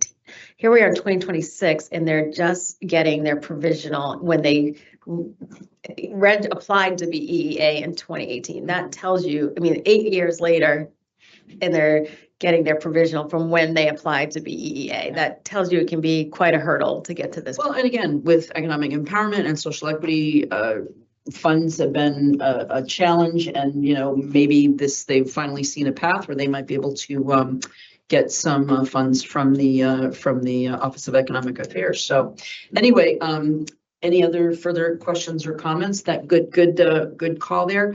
Commissioner Benedon, do I hear a motion to approve the provisional license of Diablo Man? So moved. Commissioner Stebbins, do I hear a second? Second. Having been moved and seconded, I will call the roll. Commissioner Benedon. Aye. Commissioner Roy. Aye. Commissioner Stebbins. Aye. Chair votes aye. It passes unanimously. Moving on to Elevation Incorporated. The applicant here is Elevation Incorporated. The proposed location is 156-162 Main Street, located in Brockton. They are seeking a marijuana retail license. This applicant received expedited review as a social equity participant. Commission staff has reviewed the application for compliance with applicable laws and regulations and are presenting it for the commission's review and vote. Thank you. Any questions or comments from my fellow commissioners? Hearing none, I will ask for a motion. Commissioner Stebbins, will you move to approve the provisional license of Elevation Incorporated? So moved. Commissioner Roy, will you second that? Second. Having been moved and seconded, I will call the roll. Commissioner Benedon. Aye. Commissioner Roy. Aye. Commissioner Stebbins. Aye. Chair votes aye. Moving on to G&S Management Services. The applicant here is G&S Management Services, LLC. The proposed location is 90 Ellsworth Street, Suite 3, located in Worcester. They are seeking a marijuana microbusiness license. This applicant received expedited review. Commission staff has reviewed the application for compliance with the applicable laws and regulations and are presenting it for the commission's review and vote. Thank you. Any comments or questions? Commissioner Roy? Just a question for Director Colville. When we have that slide with the indoor and outdoor cultivators, micro-businesses are tier 1. And do we count that in that slide, that canopy of micro-business? I believe they are counted. Yes, I can double check. I'll let you know in the chat. Okay, thank you. Thank you. Any further questions or comments regarding GS Management Services? Hearing none, I will ask Commissioner Benedon, do I hear a motion to approve the provisional license of GS Management Services? So moved. Commissioner Stebbins, do I hear a second? Second. Having been moved and seconded, I'll call the roll. Commissioner Benedon. Aye. Commissioner Roy. Aye. Commissioner Stebbins. Aye. Chair votes aye. It passes unanimously. Moving on to John Williams Street Investments. The applicant here is John Williams Street Investments, LLC. The proposed location is 20 John Williams Street, Unit 2, located in Attleboro. They are seeking a marijuana retail license. The applicant received general review. Commission staff has reviewed the application for compliance with applicable laws and regulations and are presenting it for the commission's review and vote. Any comments or questions from my fellow commissioners? Hearing none. Commissioner Roy, will you, I seek a motion to approve the provisional license of John Williams Street Investments LLC. So moved. Commissioner Stebbins, do I hear a second? Second. Having been moved and seconded, I'll call the roll. Commissioner Benedon. Aye. Commissioner Roy. Aye. Commissioner Stebbins. Aye. Chair votes aye. It passes unanimously. Moving on to Heritage Club. The applicant here is the Heritage Club, LLC. The proposed location is 116R Cambridge Street, located in Boston. They are seeking a marijuana courier license. This applicant received expedited review as a social equity participant. Commission staff has reviewed the application for compliance with applicable laws and regulations and are presenting it for the commission's review and vote. Thank you. Are there any comments or questions? Sure. I'm sorry. Nope, no worries. Just a quick question. I know this is a licensee who operates a retail dispensary. Can you give me an idea of when they started their application for delivery courier? Sure.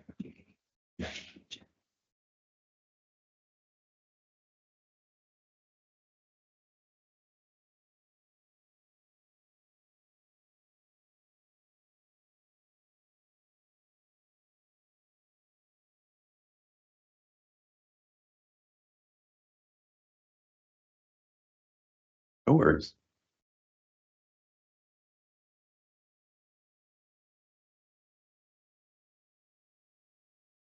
It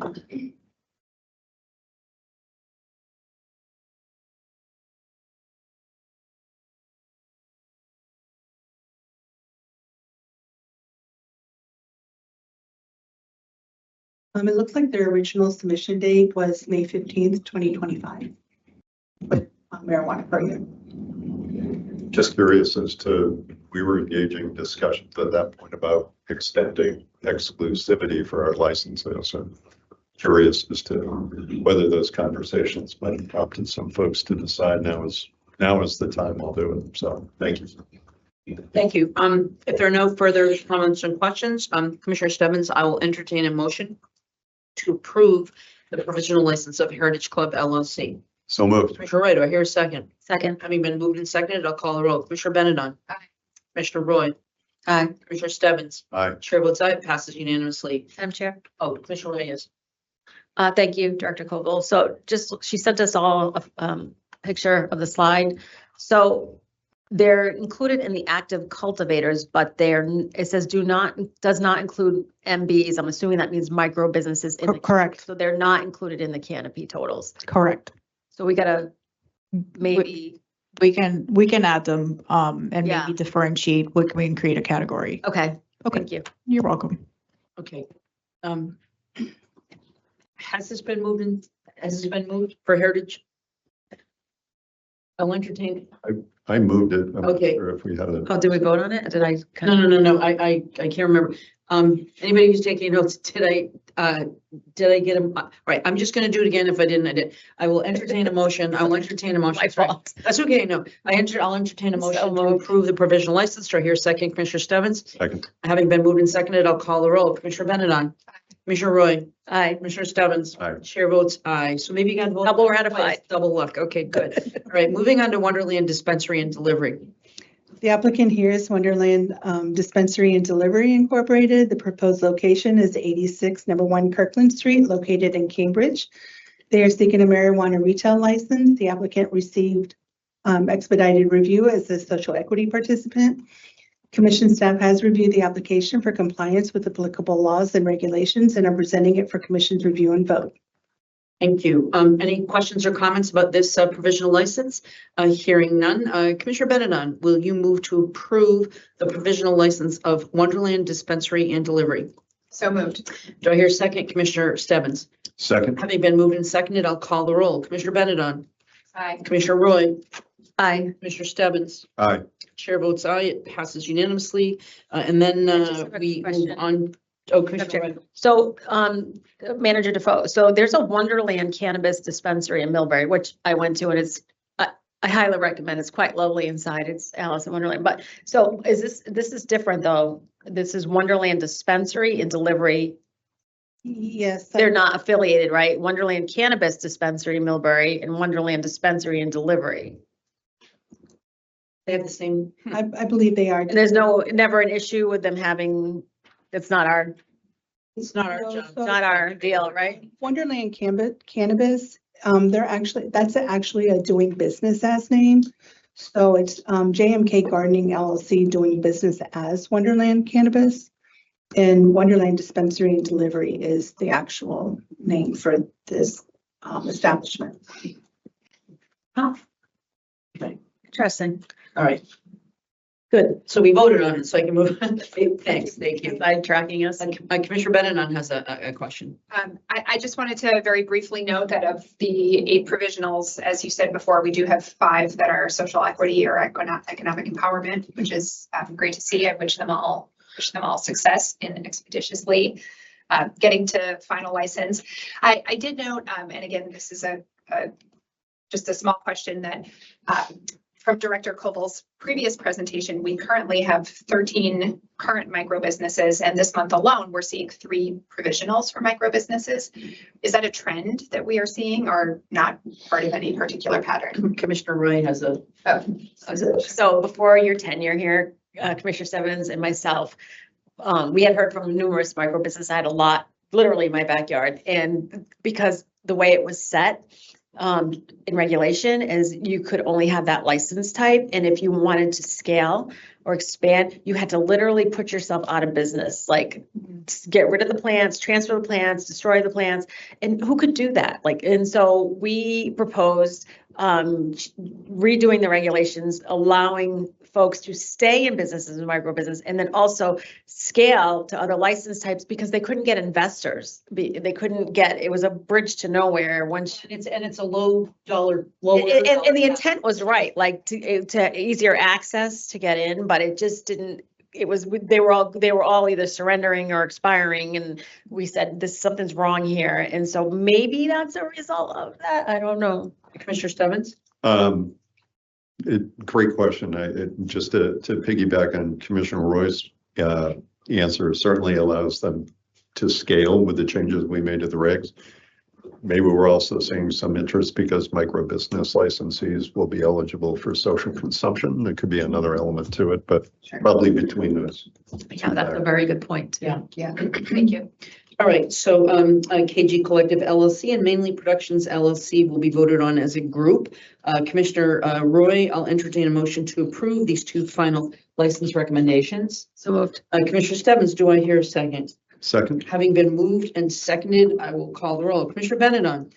Aye. Commissioner Roy. Aye. Commissioner Stebbins. Aye. Chair votes aye. And there are two responsible vendor training renewals which are voted upon individually. We'll go to Green Flower Incorporated. The applicant here is Green Flower Incorporated. They are seeking to be renewed for an additional 2-year certification to provide basic core curriculum training in the responsible vendor training program. Since their original certification date, they have provided instruction for 3,172 marijuana establishment and medical marijuana treatment center agents. Commission staff has reviewed the application for compliance with applicable laws and regulations and are presenting it for the commission's review and vote. Thank you. Are there any questions or comments regarding Green Flower Incorporated, RBT? I just have a question at the end. Okay, comment. Commissioner Roy, do I hear a motion? Commissioner Stebbins, do I hear a second? Second. Having been moved and seconded, I will call the roll. Commissioner Benedon. Aye. Commissioner Roy. Aye. Commissioner Stebbins. Aye. Chair votes aye. And then we go to marijuana handlers. The applicant here is Marijuana Handlers. They are seeking to be renewed for an additional 2-year certification to provide basic core curriculum training in the responsible vendor training program. Since their original certification date, they have provided instruction for 357 marijuana establishment and medical marijuana treatment center agents. Commission staff has reviewed the application for compliance with applicable laws and regulations and are presenting it for the commission's review and vote. Thank you. Are there any questions or comments about marijuana handlers vendor RVT program renewal?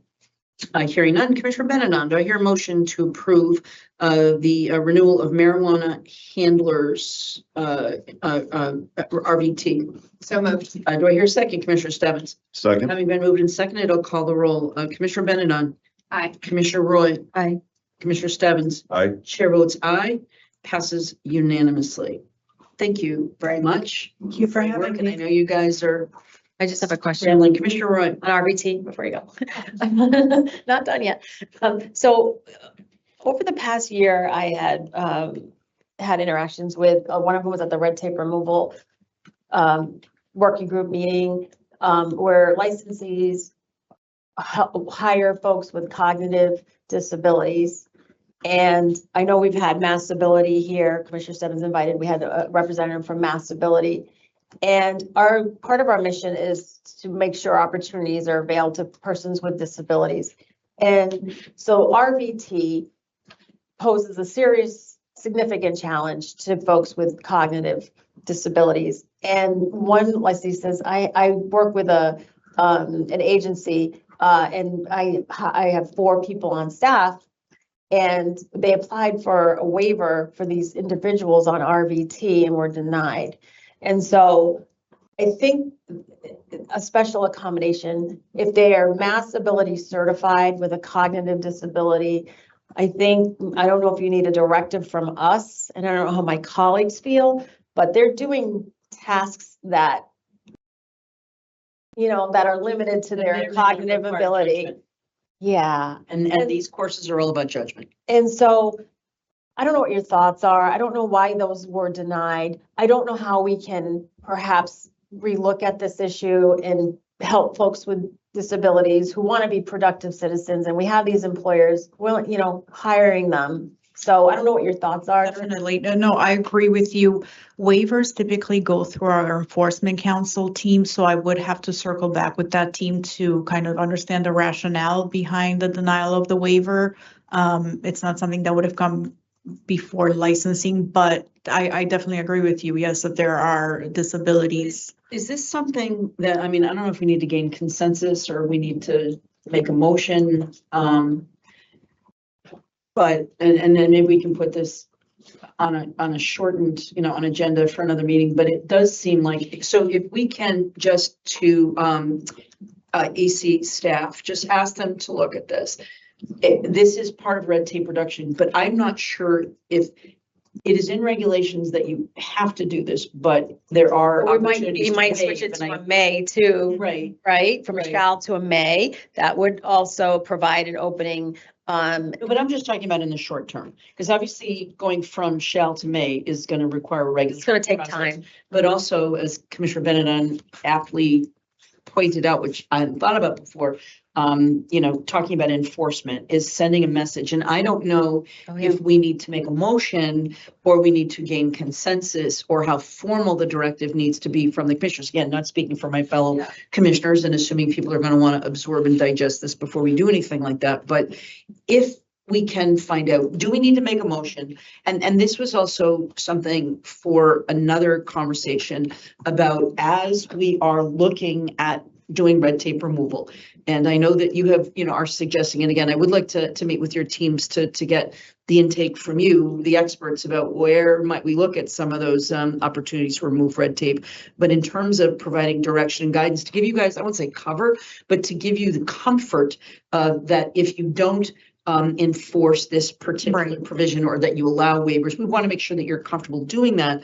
But obviously, I think that this is something, it's a very, very small number of individuals. It is a priority group that we are supposed to be doing. And frankly, we don't really do much for the disability community. And this is a minor thing that we could do. And, I, in the past, in a number of different, iterations in my career, working very hard. And I'm actually going to be meeting in a couple of weeks with some folks who are representative of the disability community. I do think that this might be an easy way to take something off your plate and make sure that we're meeting some of the broader missions of the commission. Commissioner Roy? Yeah, I think it's an easy lift, right? I mean, like if we just did motion language to say, we direct staff to waive the RVT requirement for persons with documented disability, cognitive disability through mass ability, that'd be enough, right? I would think so. I mean, I would have to defer to the legal team. But I mean, any direction would be helpful. Okay. That's a good, Do you want to bring us back motion language once you huddle with the legal team about, I don't know how my colleagues feel about that. I don't know how. But we can get motion language. And again, we're raising this here to have the conversation. We're in public meeting. And so we, this is our opportunity. And again, we're not deliberating, we're not voting, we're just sharing information. So it would be nice to have advice from, EC or, our general counsel on how. I'll circle with both of them. Yeah. Thank you. You're welcome. And my guess is it's not very many. Yeah, I wouldn't think so. Good point. I remember he raised that and I was a little sad. It's been kind of bothering me for a while. Yeah, I'm glad you remembered that. All right. Thank you very much. Any other comments or questions right now? Okay, so first of all, I want to begin by thanking Commissioner Benedon for the work that she did regarding open meeting law and release of executive session minutes. Because she is the executive session open meeting law expert, we appreciate all the expertise that she's brought to the table. We just were able to see this yesterday or day and a half ago. So I would like a little bit more time with this. Also looking at, just getting some guidance from other entities that are similarly situated to the commission. So again, we're going to table this for this meeting, but we will take this up soon in a matter of weeks. And then the delegation of powers to approve licenses. One of the things that Commissioner, I think Benedon first, and then Commissioner Roy mentioned this, but about the rule of necessity. I can't remember who raised it first, but I would ask our general counsel that before we consider a fulsome discussion of the delegation of powers to approve licenses, that we could get memo about the rule of necessity, because I think that will color. I mean, obviously we've had on the fly, people have recused themselves live in meetings and then delegate live in meetings. And it doesn't appear to me that is consistent with state statute And so but the rule of necessity could potentially allow us to create a general policy when we find ourselves without a quorum to be able to act. So I would ask our general counsel to take a look at that. Madam Chair. Oh, go ahead, just, Executive Director. Yeah. February 26th, March 12th, you have a No. target. Okay. Yeah, let you know. Well, I haven't seen the memo. I have no idea when they're going to get it. That's what I mean. I just need the timeline so Yeah. we can, Have it no later than mid-March. okay, No later than. perfect. Thank you. We'll get that. But no, how about, no, our first meeting, let's see, I think our first. March meeting- 12th is our first meeting of March. Okay, so see, I couldn't remember. if Is that the March 12th target? or March, yeah, so, Great, thank you. yeah, so if we can get that, because I know that we have a lot of work to be done, but I would like that memo, yeah, I think that by that meeting, I think that would be good. So I'm gonna take some items out of order, because mostly I think it's a conversation and we can then break for lunch. Looking at the workforce safety hearing discussion, I believe that we may have already addressed this issue, but I want to thank Danny Carson, who was an employee at TrueLeave and has been a true advocate for public health and safety for cannabis workers, because Danny had worked with Lorna McMurray, who is the woman who died per what they believe is an allergic or some sort of a bad reaction to having inhaled cannabis dust. So one of the things that we are attempting to do is put in place an actual hearing, which we will take public comment. We were about to have next week a more informal meeting with a number of employees, but because we do think that this is such an important topic, because we think that this is, frankly, we are almost, unfortunately, at the 3 or 4 year mark of when Lorna McMurray died. We still do not have a functioning tip line. I know that workers are trying to get information. They understand the hard work that our INE team is doing, and they have indicated to me that they would like to really provide additional feedback, but obviously doing that in a way that makes sense and protects those workers. So that is something that we are working on setting up. And then Commissioner Roy had also asked for, you had asked for a hearing on we can talk about that later. So anyway, all right. So again, I'm not tabling, well, I guess I am tabling it, but we are addressing it. And Executive Director Hearn, maybe you can talk a little bit about how we're going to be approaching that hearing, and then we can.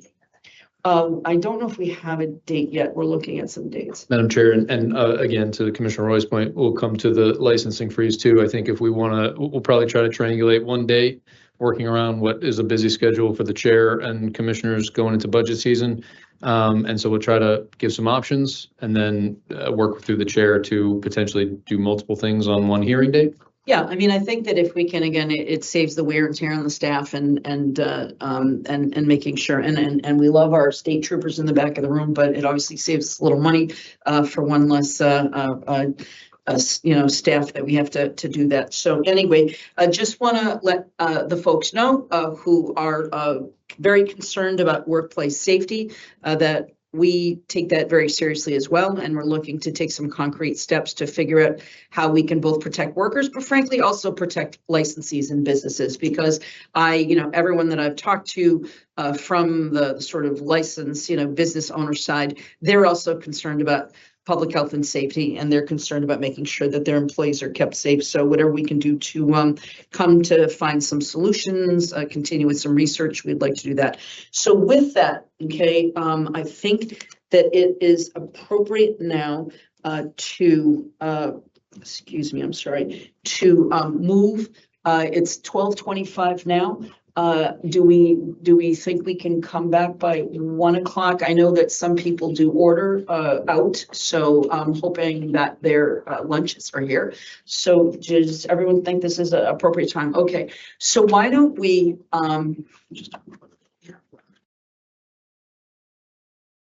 so I think if we come back at 12:05, that will give us enough.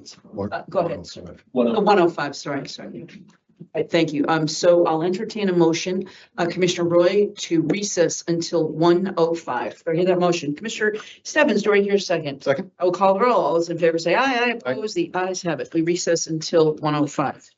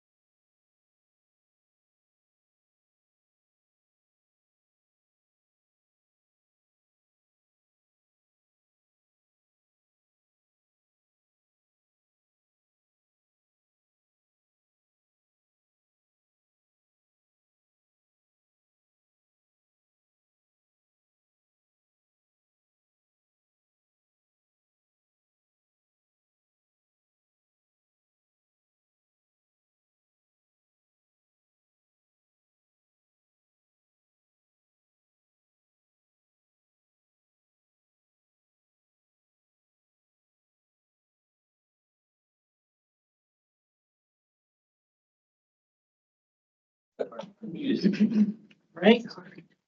Right, we are back, and again, a couple of minutes, we're pulling up some documentation. So right now, we are launching the conversation about licensing freeze consideration. Commissioner Roy has done a great deal of work on this, and I will turn this over to her. I know you have a statement that I you do. prepared, so. Yeah, so bear with me to my colleagues. It's a little lengthy, not too bad. Thank you, Chair and fellow commissioners, for the opportunity to lead this discussion on the pressing need for a temporary freeze on new cannabis cultivation licenses in Massachusetts. As we confront a mature adult use market now in its 7th year, the data is compelling. Unchecked canopy expansion has created structural oversupply. And without swift intervention, we continue to risk widespread economic harm to licensees and the communities that host them. Massachusetts is home to nearly 3 million square feet of active canopy, with an additional 700,000 square feet of canopy currently in the queue. In recent months, the Commission has taken an initial step to address this crisis through enforcement of tier relegation, effective this past January. Despite this progress, severe price compression persists as one of our most urgent challenges, with wholesale flower prices crashing 60 to 70% since market launch, from over $3,000 per pound to unsustainably low levels today. Far from fostering healthy competition, this dynamic fuels a race to the bottom, propelled by Massachusetts' roughly 1 to 1.2 square feet of licensed canopy per adult, 21 years and older, positioning us in the upper middle tier nationally, above constrained markets like Connecticut, but somewhat below oversupplied states. Without further intervention, oversupply may continue to intensify, further eroding margins for compliant operators, especially those in rural and gateway municipalities, and exacerbating receiverships, job losses, and facility closure with ripple effects on local economies and tax revenues. Beyond economics, broader social and community factors compound the case. Our canopy boom has concentrated in vulnerable areas, example Holyoke, where closures could devastate employment, commercial real estate, and municipal budgets. Implementing a moratorium would deliver existing businesses a more predictable market and avert further price erosion from excess production. The goal of a temporary freeze would be to stabilize this sector of the market, shift competition towards product quality and compliance over raw volume, and safeguard consumer access, public health, and safety as we work to refine demand forecasts and policy. For today's discussion, we will discuss the Commission's broad authority to impose a licensing freeze, key policy rationale for implementation in comparisons to other jurisdictions.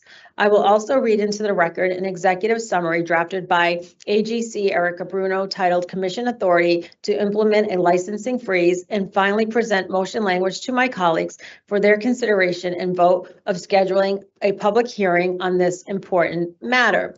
I also had information about other jurisdictions. Other states provide models for targeted intervention. Oregon has implemented a moratorium on new producer, processor, wholesaler, and retail licenses, and has now tied future issuances to ratio-based formulas linked to the 21 plus population, including one production and retail license per 7,500 adults and one processor and wholesale license per 12,500 adults. Oklahoma imposed a 2-year moratorium on new grower, processor, and dispensary licensees beginning in August 26 of 2022, and subsequently extended that moratorium through August 1st, 2026. Minnesota's new cannabis law had authorized municipalities to adopt interim local control moratoria on cannabis businesses through at least January 1st, 2025. effectively allowing cities and counties to pause new licenses while they develop local regulations. Ohio law permits municipalities and townships to enact preemptive local moratoria or prohibitions on adult use cannabis businesses. And as of 2024, more than 50 jurisdictions have adopted such measures, with that number growing into 2026. So having said that, I'd now like to read into the record an executive summary created by AGC Erica Bruno. And its subject is the Commission authority to implement a licensing freeze. The issue: whether the Commission may impose a temporary freeze on intake of license applications, and if so, whether it may apply selectively to license types or equity groups. The short answer: the Commission may lawfully impose a prospective licensing freeze tied to neutral policy objectives and applied by license type. Completed applications must continue under the 90-day mandate. Equity-only exemptions are constitutionally high risk for long-term freezes. Rulemaking or legislative action is necessary to ensure durability and minimize legal exposure. Key conclusions: authority exists for prospective freezes under Massachusetts General Law, Chapter 94G, Section 4, and 935 CMR 500-101 and 501-101, quote, form and manner authority. The Commission may prospectively pause intake of new license applications. Completed applications must proceed. Once an application is deemed complete, the Commission must approve or deny it within 90 days in accordance with Massachusetts General Law, Chapter 94G, Section 5. A freeze cannot apply retroactively to completed applications. Selective license type freeze is permissible. The Commission may freeze intake for some license categories, example, retail, cultivation, while continuing others, example, MTCs and ITLs, consistent with statutory objectives and comparative state practices.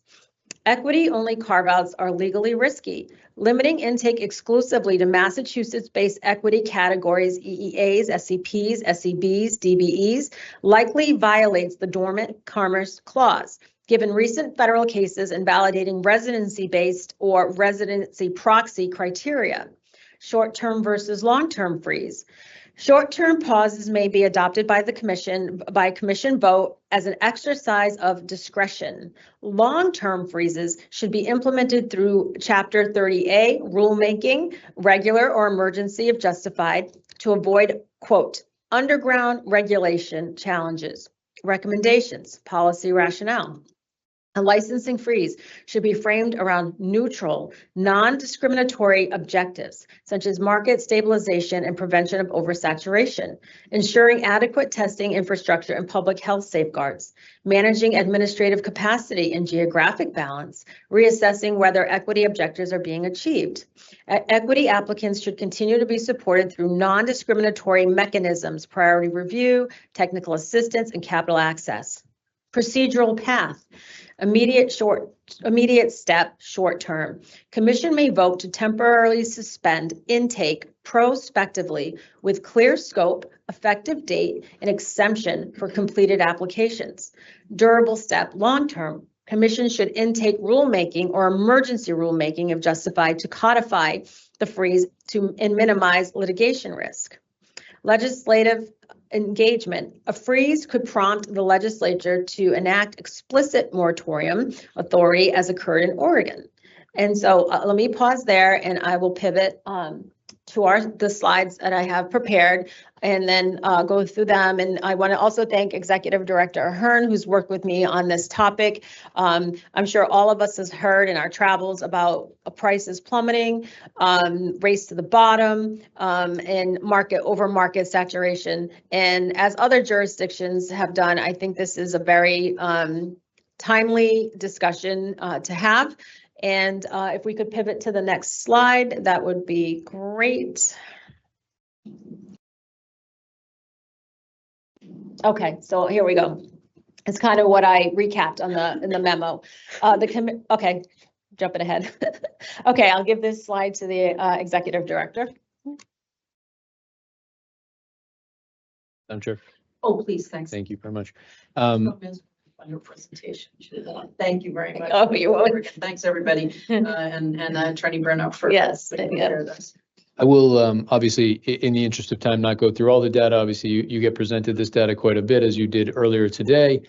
So what I think I would sort of point out within this presentation, obviously, within the slide that was up earlier, including the content that Commissioner Roy just read from the legal perspective. We have also the analysis from the government affairs folks on what other jurisdictions have done in this context. And this is the licensing data that generally is explaining a number of the concerns that I believe Commissioner Roy is sort of highlighting within the context of the discussion. So I think rather than get into the information specifically, although I'm happy to do that, is really to just highlight that at this point, I think it can be stated that the commissioners within your authority to do so have a good amount of information to determine if you'd like to engage in a policy discussion on a licensing freeze within the parameters, obviously, that Commissioner Roy just laid out. And so within that, I think I just want to make sure that commissioners feel the information that's provided from a legal perspective, from a government affairs perspective, and from a licensing and data perspective, that you have what you need. And obviously, we are happy to pull anything else that commissioners feel that they would need to make a policy decision. Commissioner Roy? Thank you. Madam Chair, if I may. Oh, you did? Okay. And so also in this slide, as I had asked Director Colville before, this canopy does not include micro business in the total canopy. But if you look to the left, you'll see that we have for micro businesses 16 that have commenced operations. And if you go to the maximum 5,000 square feet of canopy, that would add an additional 65,000 square feet of canopy to the maximum number. Next slide, please. Okay. I'll take this one. Okay, Director. Thank you, Madam Chair. Again, I think at this point, I think Commissioner Roy, but the whole board has been engaging in this discussion in terms of active cultivation, looking at the maximum minimum canopy. We have changed this slide numerous times to continue to kind of drive at what we consider to see as an issue and for discussion and obviously for ultimately eventual policy-making decisions. We have engaged, obviously, in numerous discussions at the board level on tier relegation, which is another tool in the toolbox as it relates to the total canopy, and tier relegation will be included in what you'll be seeing in terms of renewals in the future here. So ultimately, again, you know, this is the data that you have been presented. You have kind of helped shape it through questions on a monthly basis through the Director of Licensing. And at this point, I believe, you know, again, that it is now in a position where I believe that the answers from, the questions from the commissioners have been answered to the point where, you know, you are in a position to determine if you think that you would like to determine other levers besides tier relegation that you may want to pull. Next slide, please. Thank you. Okay, so a comparison of Massachusetts canopy. Massachusetts canopy per 21 and over adult is roughly 1 to 1.2 square feet. Places us in the upper middle range among adult use states, higher than supply constraint markets like Connecticut, but below oversupplied leaders. So as we are the first, Massachusetts is 1 to 1.2 square feet of canopy per 21 plus adult. Connecticut drastically lower than us, 0.4 to 0.6. More constrained market. Maine is 0.8 to 1. Similar flower dominance. Michigan is What does that mean, similar flower dominance? What is that? Is it just lack of? in the sales of its flower. Flower seems, and so if you, it shows next to it 58% of sales from flower. That the most dominant product in sort of all of the product that gets sold through retail is flower still. Flower. Yes. Okay. Yeah. Thank you, sorry. Of course, Michigan is 1.2 to 1.5. Aggressive licensing drove price crashes in Michigan. Missouri, 1.5. Rapid expansion post legalization. And Illinois is 1 to 1.2, and it's comparable to Massachusetts, like us, experiencing heavy price compression. Next slide, please. Oh, Okay, I guess we're gonna open it up. We're not going to notices of deficiency yet. We'll go back one slide. I do have, want to open it to my colleagues for discussion. Today is, all intents and purposes, my intent was not to have us vote on a licensing freeze, but to explore and discuss a cultivation licensing freeze. The motion language I'll drop into the chat is just to schedule a public hearing to hear from licensees and stakeholders about a licensing freeze and cultivation. So I'm going to drop that language into the chat, open it up through the chair to my colleagues. Again, I'm not proposing vote on a licensing freeze today. I know we all want to hear from the public and we all want to hear from licensees. Today was just to get the conversation off the ground, talk about our broad authority and what other jurisdictions have done. So I will turn it back to the chair and I will drop the motion language in the chat. Thank you, Executive Director Ahern. Thank you, Madam Chair. And just realizing, I think the confusion there was, it's in the script, not the slide, but we'll get that so that everybody can review kind of the concept there. But for the public's perspective, to Commissioner Roy's point, would be next steps, including getting feedback potentially from the industry, which I think, we'll discuss, obviously. Just wanted to add one other point that we don't have in the slide deck here, which is that certainly from a staffing perspective, not as a reason for the commissioners to consider a freeze, but certainly, if you are looking for opinions and thoughts on benefits or issues with a freeze, we have had numerous instances. I recall a memo from Director Celia Williams referring to a pause or waitlist process. We've had conversation here. What did you say? Referring to what? Pause or waitlist process, just instead of the word freeze. So certainly we've had discussions on the equity side. We've had discussions on the I&E side about, some of the topics that Commissioner Roy has mentioned. Obviously, most of that information comes to you all through the licensing updates and those types of things. But certainly we would be happy from a staff perspective to bring any or answer any questions or thoughts on what this might look like. And that could obviously be done through a public process as well. And so the Commissioner Roy's next steps in the motion that we'll provide would be potentially to pivot into a listening session or hearing to hear back from the industry. And if I may, Mr. Roy, and Executive Director and Chair, you were there with the red tape working group, and I posed a question, and the room was full. Part of red tape, who would be in favor of a moratorium? And I think every hand went up in the room. Price compression is really unsustainable. People are operating on pennies on the dollar. And then it's a race on raw volume versus quality of product. And if it continues, it's an unsustainable path. And if you think about where our cultivation, a lot of it is in gateway cities, in gateway areas. And if, they go into receivership, and that has a ripple economic effect as well. So I think it's incumbent upon us. That you're making is that it is in gateway cities, but we do need to be cautious about, this is an economic issue. It is an economic issue. It resting in a lot of it, not all. I mean, today was a tier 11 out in the Berkshires, right? Which I know that is maybe a gateway area from New York, but it's not a gateway. Yes. So, but we do have cultivation in rural areas as well. And we want to hear from all of these folks in this space. So, today was just about based on a lot of feedback we all hear. This is a very challenging, we had a receivership slide. I don't know where that went, but all of the receiverships that we've seen, and that list is growing. And I think that I counted, there were the last count we had, and it was 24, I think. It was 29, but maybe it's 24. Now, again, those aren't businesses, those are licenses. So those could be businesses that have more than one license. But do we have a ballpark figure of what the receiverships, is there any update in the last couple of weeks? Madam Chair, I don't have an update from the numbers that we presented at the first January meeting, I recall. Which I believe was either 24 or 26, but I'll confirm that and get that to you as well. But again, and a number of those were cultivation. Yeah. Mm-hmm. Yeah. So I'll open it to my fellow commissioners, but I don't know if anybody would like to ask questions of AGC Bruno, or when anybody, maybe. I actually do have a question for AGC Bruno. But while she's coming up, should I just for the public, read that motion language? Yeah, please. And then we can revisit it. So the motion language I put in the chat was, move to direct staff to schedule a public hearing within 30 days to receive public testimony on a proposed moratorium on new cultivation licenses, including consideration of a temporary freeze on additional canopy capacity approvals.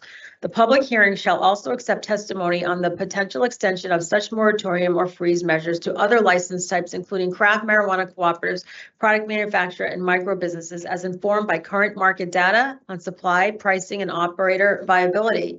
Staff shall provide at least 14 days public notice via the commission's website, email listservs, and standard regulatory channels with remote and in-person access options to ensure broad stakeholder participation, including from equity applicants, rural cultivators, and affected municipalities. Thank you.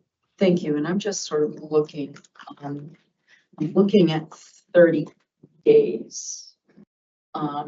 Because if you can just, so 14 days notice. So we're saying in, So when we set a date, then the public needs 14 days. So they have to 30 days to set, we don't have to hold it. I'm misreading your Yeah. motion. I'm thinking 30 days from when we take this. No. That's a helpful clarification. Yeah. I didn't see anybody. We don't have to hold it within 30 days, but we have to schedule it within 30 days. And based on that date, the public needs 2 weeks notice. Thank you. Okay, That- I misread that. And I know we have other obligations with the budget and testifying, so I want to be mindful of obligations that we have as well with that. Okay, So thank you. I do have a question for, Commissioner Wright. yes, and thank you for all the work that you put in, because I read the executive summary and the long version, and they were very helpful to me as I was creating this presentation for today. And I know it might be a subjective term, but long-term versus short-term freeze, I know it wasn't quantified anywhere, but what are your thoughts on what's a short-term versus a long-term? Well, I think that's something we can look into depending on what the position of the board might be. As far as the memo, I'll leave that. It speaks for itself. I think it is somewhat dependent on what the board would prospectively discuss. Okay. Any questions for Attorney Bruno, Commissioner Stebbins?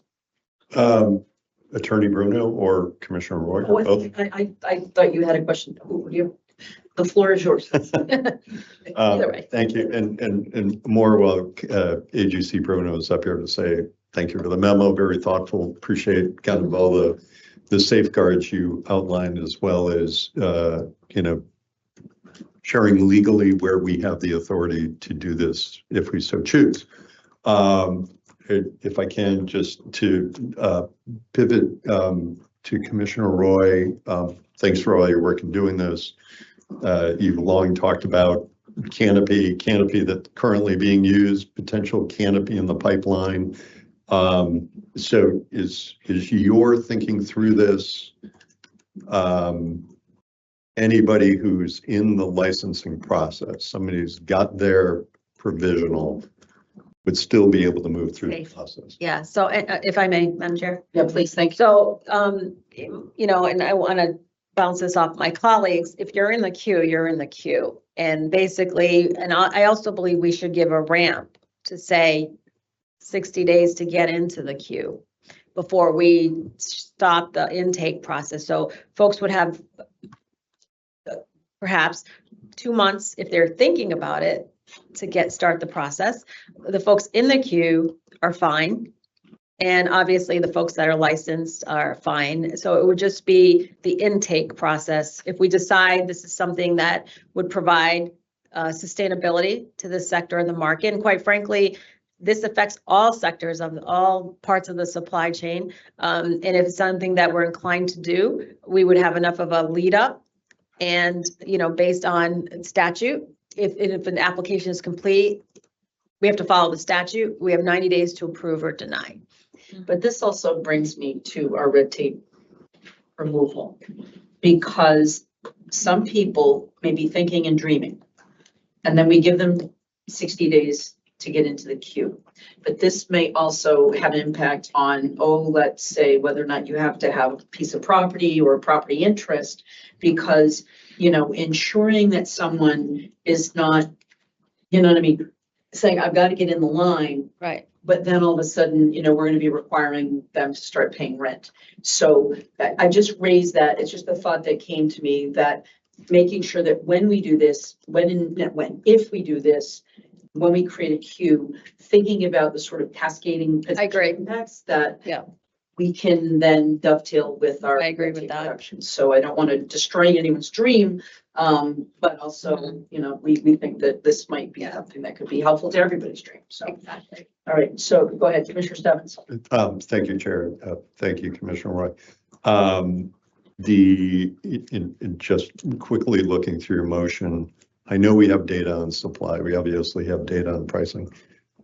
Where are we collecting data with respect to operator viability? Yeah, so other jurisdictions have hired consultants. I did look into this, just like we had to bring on consultants to get economic viability for delivery, right? We had to go through not saying we have all of this extra money to be able to hire consultants, but that's what other jurisdictions have done. And if I can, just one more question. And again, thank you for all this work. It's great to see how other jurisdictions have tried to handle this. And again, to some of the background work that I think DCAP provided in terms of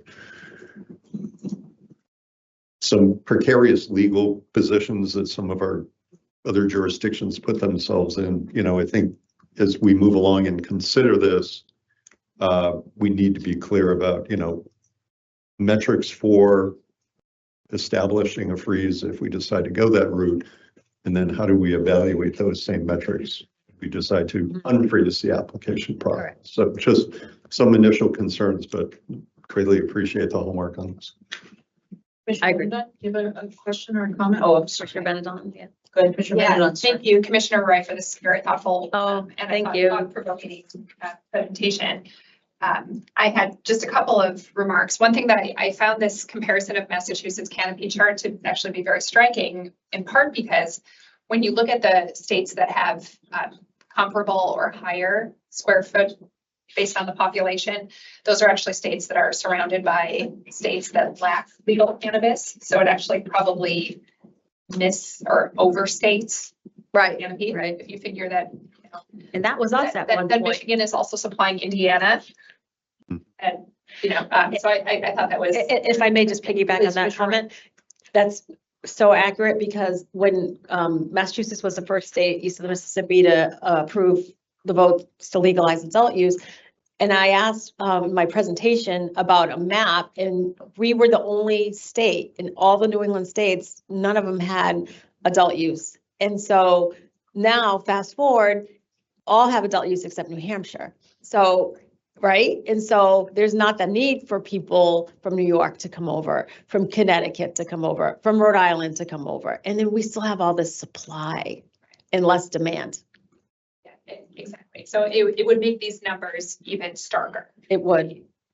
Adjusted for that. When we talk about canopy, we are always talking about the maximum available canopy. And I know just in last month, our tier relegation possibility or potential went into effect. Do we have current information as to what percentage of the canopy is actually being utilized? Have licensees been validated? Wait, repeat the last half. So do we have information as to what percentage of the available canopy is actually being utilized? So we don't the exact number. I've asked for this. So that's why I asked for the minimum. I'd requested, and thank you, Director Colville. She's wonderful at updating these slides because I feel like I'm always asking for something else on them. So that's why I asked. We don't have it to the exact square foot. We have the minimum and the maximum. And I think the truth lies somewhere in between. But it's hard, do you know what I mean? Because it's individual. Think of it, it's probably a little fluid too. It's kind of hard to manage this and it's how much can you fit in, how much, and how much your resources are to purchase and, so. Right. It doesn't, it's not. So it's not an exact number. And so that's why I also asked for active canopy versus expired canopy and what the range is. And when I put the numbers into my remarks, I took the average. So when I spoke about it. I didn't use the high and I didn't use the low. I used an average. I think the executive director might be commenting on something you asked. Thank you, Madam Chair. And just to the question on to tier relegation. So we have had a number of licensees at this point, and we've provided this information in past slides, and I can re-forward it, that have selected tier relegation. So they were approved at a tier and they selected to go down. We have also, board discussions, I think probably just before your arrival, had been about moving towards a more, the possibility of the board forcing tier relegation. And I think in the coming months, you'll see, some of the renewals where the calculation is going to be, have you been producing under 70%, that you'll start to see some of those and have those decisions in front of the board in the coming months. But you have not been presented with one in that regard as of yet. So all of the tier relegations that have happened so far have been self-requested on the licensee perspective. And it's a small economic difference, but there is a difference, 11,000 square foot tier. I think their licensing renewal fee is 25,000 versus, they're not huge differences, but certainly meaningful enough depending on the business. Additional, Commissioner Benedon?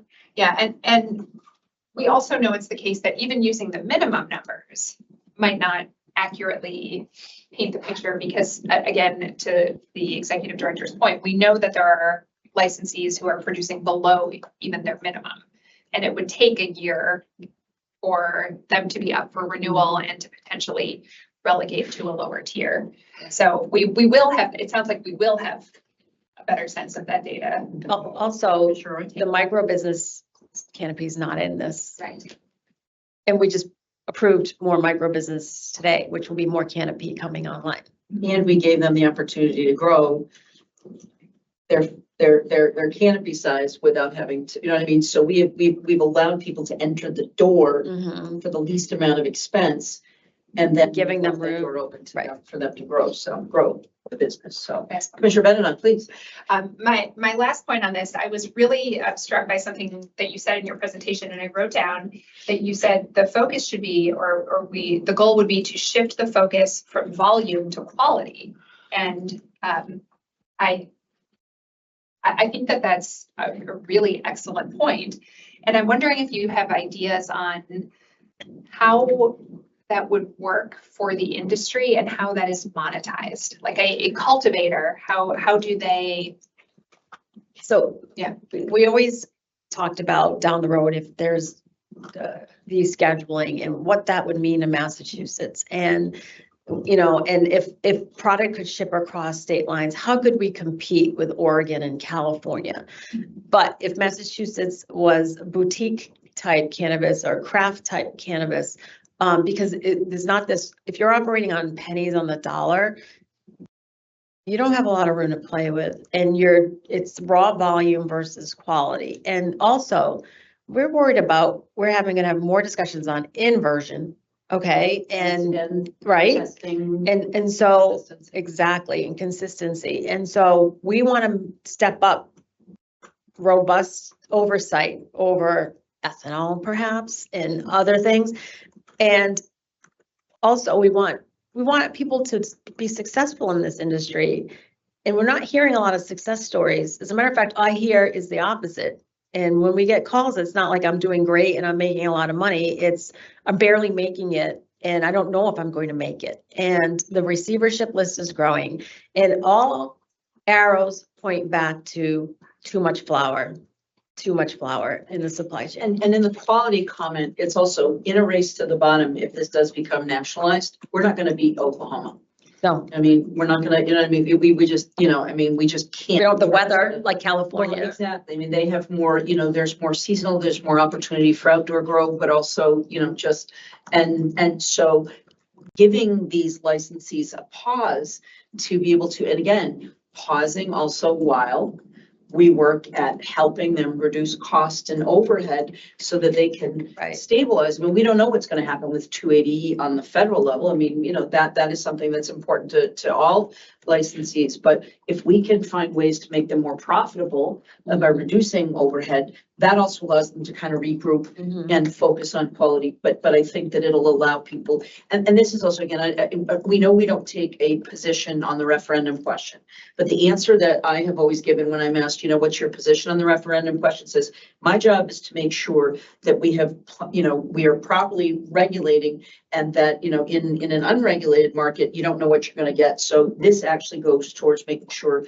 that we're properly regulating, we're making sure that people have, quality products, and that we can do a better job in overseeing that stuff. So I do think that quality issue is. It's important. And if I may, Madam Chair, Please. I think the industry would breathe a sigh of relief. And we'll hear from them directly if we hit the pause button on cultivation.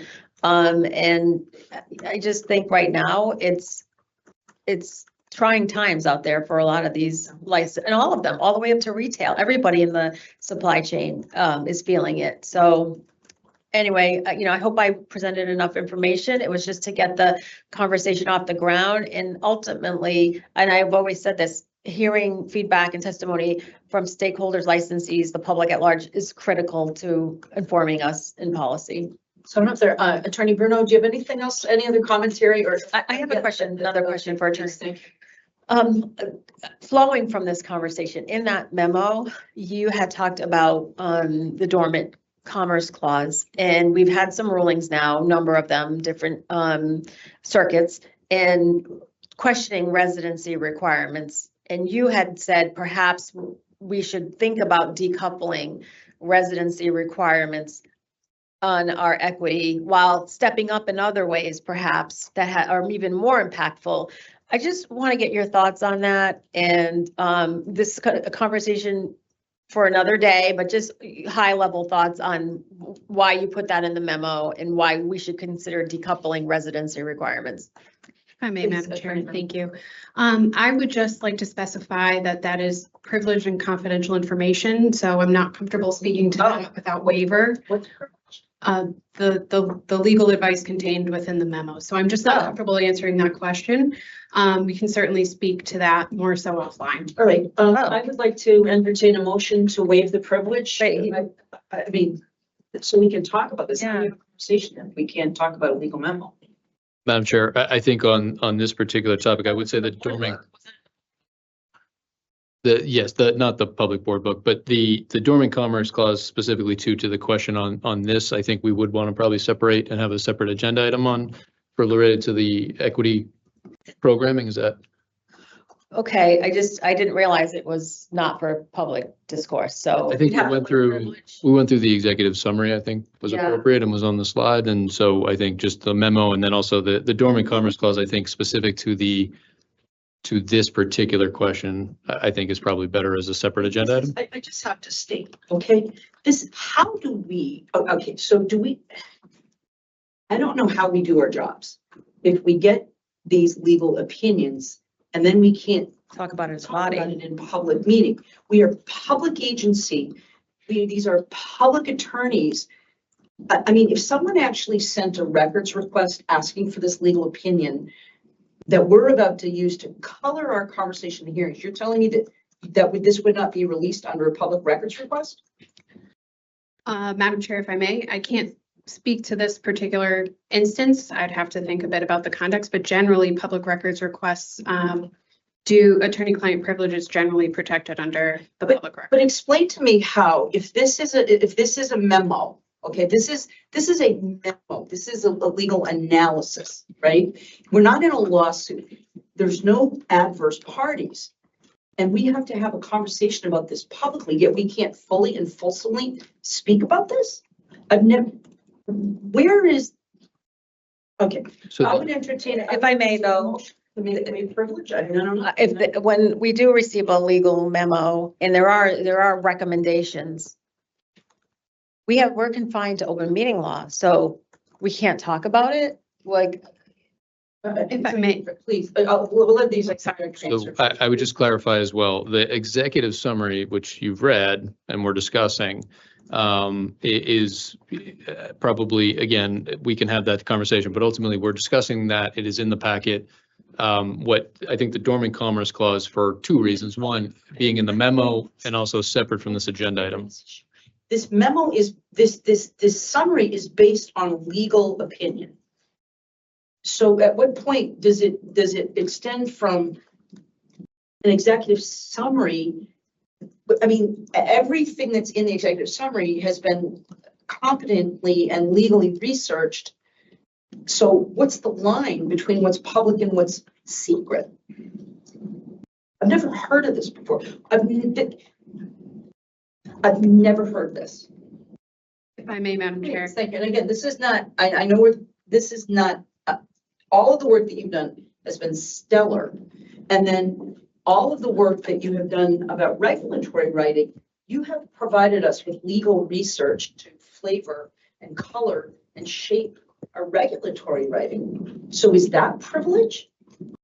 Madam Chair, if I may. Yeah. So generally privilege and confidential information arises in instances where there's a legal question asked and that the information is intended to remain confidential unless there's the intent. So that is somewhat based upon the client. So the commission is the client and there are officers within the agency who act as part of the commission, the client, and so it is somewhat dependent upon the nature and the circumstances of that request. And so we can certainly provide more information as far as memorandum. But we have asked you for your legal advice in drafting regulation. And we get it in writing, we get feedback, we put it up there. So we are the client and we've asked you to provide us with your legal advice and support. And I believe that there have been memos that have been pertinent to that or answering questions. So where does it go from, like, I get an email, I ask someone whether or not I can attend a meeting with a licensee, and I get the advice in an email, no, you probably shouldn't do that because that would be an inappropriate or evidence of violation of 30A. So is that privileged? So if I get that opinion, that is not a discoverable document if someone submitted a public records request? Madam Chair, if I may. Yes, thank you. This has been directly addressed by the Supreme Judicial Court in Massachusetts. This is Suffolk Construction Company versus the Division of Capital Asset Management from 2007. The Supreme Judicial Court specifically outlines that there is privilege that exists between the commission or an agency as a client with the acting officers. And that was specific to a public records request. And the court did, I believe, allow for the upholding of privilege. So privilege within an agency does exist. See, this is the thing, is that, so every email I get where someone is providing me with legal advice, is that privileged? Generally, yes, Madam Chair. We need to almost do a separate conversation about this, the Suffolk versus DCAM, because so that literally, so, all right. So I think what we might want to do is just waive the privilege. If I may, Madam Chair, if I may. I think just in general, when we're asking for a legal opinion and we're asking for something to help us deliberate about important issues, then do we have to, if we say we'd like you to do this for us, and we say we're going to waive the privilege because it's that important that the public gets to understand the basis of our thinking and our rationale, can we waive that preemptively? Madam Chair, if I may. So privilege is held by the board. So it is up to the board whether you would like to waive, but I would strongly suggest that it's a best practice to speak with the general counsel's office before that decision is made. So we're happy to speak with offline with commissioners as to the potential risks of waiving privilege. With all due respect, this is the only opportunity that your client gets to ask these questions. And when we are siloed into individuals, we can't talk amongst one another, right? I mean, we're prohibited from doing that from open. Madam Chair. Right? Commissioner Roy. With all due respect, Attorney Bruno, great work. Nowhere do I see it marked privileged and confidential, not on the memo, not in the email, nowhere. Madam Chair, if I may, that's not a requirement under the law for materials to be marked privileged or confidential. It's. How would I know? How would I I have known understand. that? Generally, when legal advice is provided to a client, it is protected under that attorney-client privilege. But why then mark anything at all? Why do we mark some and others we don't? How would I know?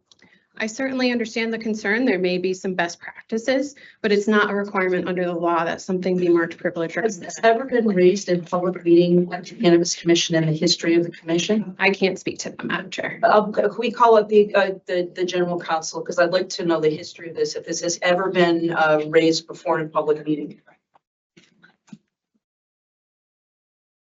While we're waiting, if I may, Madam Chair. Please. So I just want to clarify as well. I mean, there was the attempt here to have the conversation, which we worked on again with, I did with Commissioner Roy, is to have the executive summary. It's in the packet so people understand the content, and the memo itself was not provided in the public facing packet. And then obviously we put a number of the items within the slides, and then we went through the full executive summary, Commissioner Roy. Kind of what happened. I mean, I've never heard of this before. Commissioner Roy. Thank you. So I agree. We can talk about the dormant commerce clause another day. Makes sense. But how can we talk about a legal recommendation if we can't talk? This is the only time we can get together. So how are we not able to talk about decoupling of state requirements With specificity. with specificity if this is our only opportunity as a board? How is that? The both can't be possible. Executive Director. Thank you, Madam Chair. I'm not sure in all of these instances, it's necessary to read the full opinion of counsel to be able to have the discussion. That's not your authority and that's not your decision. That's our decision. And as the AGC referenced, the waiving of privilege by the Right. board as the client would be the. It's one simple question. Has this ever been raised in a public meeting before in the history of the Cannabis Commission? Madam Chair, if I may. Yeah, I would have to look back at the records of the commission, going back to its inception to get back to you on that. Why don't you, by the next meeting, okay, you find if this has ever been raised by a counsel, acting general counsel in the past, because this is completely unsatisfactory, siloing individual commissioners to have offline conversations with them to make sure that we're living within open meeting law. I can understand, in the instance of Suffolk Construction, I'm understanding that, I know what Suffolk Construction does. I know what their business is, and obviously trying to get at public records from DCAM. I can understand why there might be a battle, but this was done at the request of the commissioners with the intent to color our conversation. So I appreciate it. I'm just stunned because, again, it feels like the ongoing attempt to put in place legal barriers to transparency.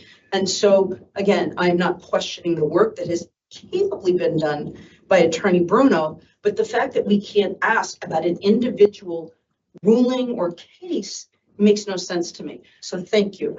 Commissioner. I have to be honest, I was completely blindsided that this was confidential, privileged and confidential, because it's part of the policy rationale. It's like, it fits into this conversation. It was baked in as part of a policy rationale consideration. So we need to talk about this publicly at some point. I think we'd have to live with privilege. It was part of policy rationale and recommendation. All right. For licensing freeze. What I would like to do is, and if people don't want to waive the privilege, but I would entertain a motion from Commissioner Roy to, again, ask the client to waive the privilege so that we can, this is a really controversial issue that we're talking about, right? We're literally talking about, something that's never been done in Massachusetts. It's been done in some states, but this is a very, very significant step in terms of us expanding our oversight and authority in order to right some profound economic trends. This is not easy. We're capitalists here. And so we understand that the free market may or may not be working right now. And so we are taking a huge step into what is in theory, should be a free market. It's been treated like a free market, but we're making changes, profound changes to that. So I do not understand, and this may also be a standing policy that we may want to adopt after some reflection and thought. But when the commissioners ask for a memo that will color and flavor and inform our thinking about regulations or conversations in public meeting, where the public needs to have confidence that we're doing this the right way. I think we may want to figure out some standing motion language, because I don't believe this has ever happened in the history of the commission. I think you're going to work hard to try to find that, where the commissioners have asked for some work, asked for this to help us make a decision, and then all of a sudden, oh, I can't answer that question because it's privileged. I've never seen this before. Commissioner Benedict. I just want to reiterate a point that I think I made many meetings ago when we were talking about that legislative report. It came up in that context as well. Right. And I view the role of our general counsel as providing us with guidance and recommendations, often because they are attorneys taking a more cautious approach, and that is their job. And I think that they do it ably. And so if we are hearing from our general counsel, there are potential risks to waiving privilege. We've given you advice. Someone could challenge your action, and now, our advice is not confidential anymore. I think that is the general counsel's job to tell us those risks, and then it's incumbent on us to decide whether, in balance, it's worth waiving it. I personally would not be comfortable with a broad motion to generally waive privilege, but on a case-by-case basis, like in this case in particular, I'll tell you my view is that I personally don't see a big problem with waiving privilege in this case and discussing the guidance in this memo. That would not be the case every time. But in this case, I do think that it would benefit our discussion and benefit the public, and I don't see a risk. I do think that general counsel and AGC are doing the right thing because they are our lawyers by recommending that we not waive privilege. But I think it's up to the four of us to decide if we want to take that advice. Can I tell you, I think your point is well taken, and I'm just stunned by this. But I will tell you, we have taken legal advice from general counsel in the past, which has not been properly reasoned. For instance, telling the commission that they could meet in executive session around governance discussions, which we found ourselves in violation of open meeting law. We've also had guidance, in the past where, when there were only 3 commissioners that were active, that 2 was a quorum. So this is where, I get frustrated. Again, this has never been raised before. I understand being overly cautious, but the fact is, I think that we need to be overly transparent. We have had so many instances where we are not being transparent with the public, that we are not doing our job as commissioners. And so this is something, again, I'm probably gobsmacked right now because I've never heard this before. I've never heard this in the history of the commission. So I appreciate your position on that, Commissioner. So, yeah, I agree with Commissioner Benedon. Let's take this case by case. And but I would say case by case, meaning when we see a legal memo in a board book, then during the meeting, we're going to have to decide whether to lift privilege or not, because again, I was blindsided. I didn't know this was privileged and confidential. It wasn't marked in the email, it wasn't marked in the memo. Apparently, according to law, we don't need to mark that way. So I didn't see any problem asking about the decoupling.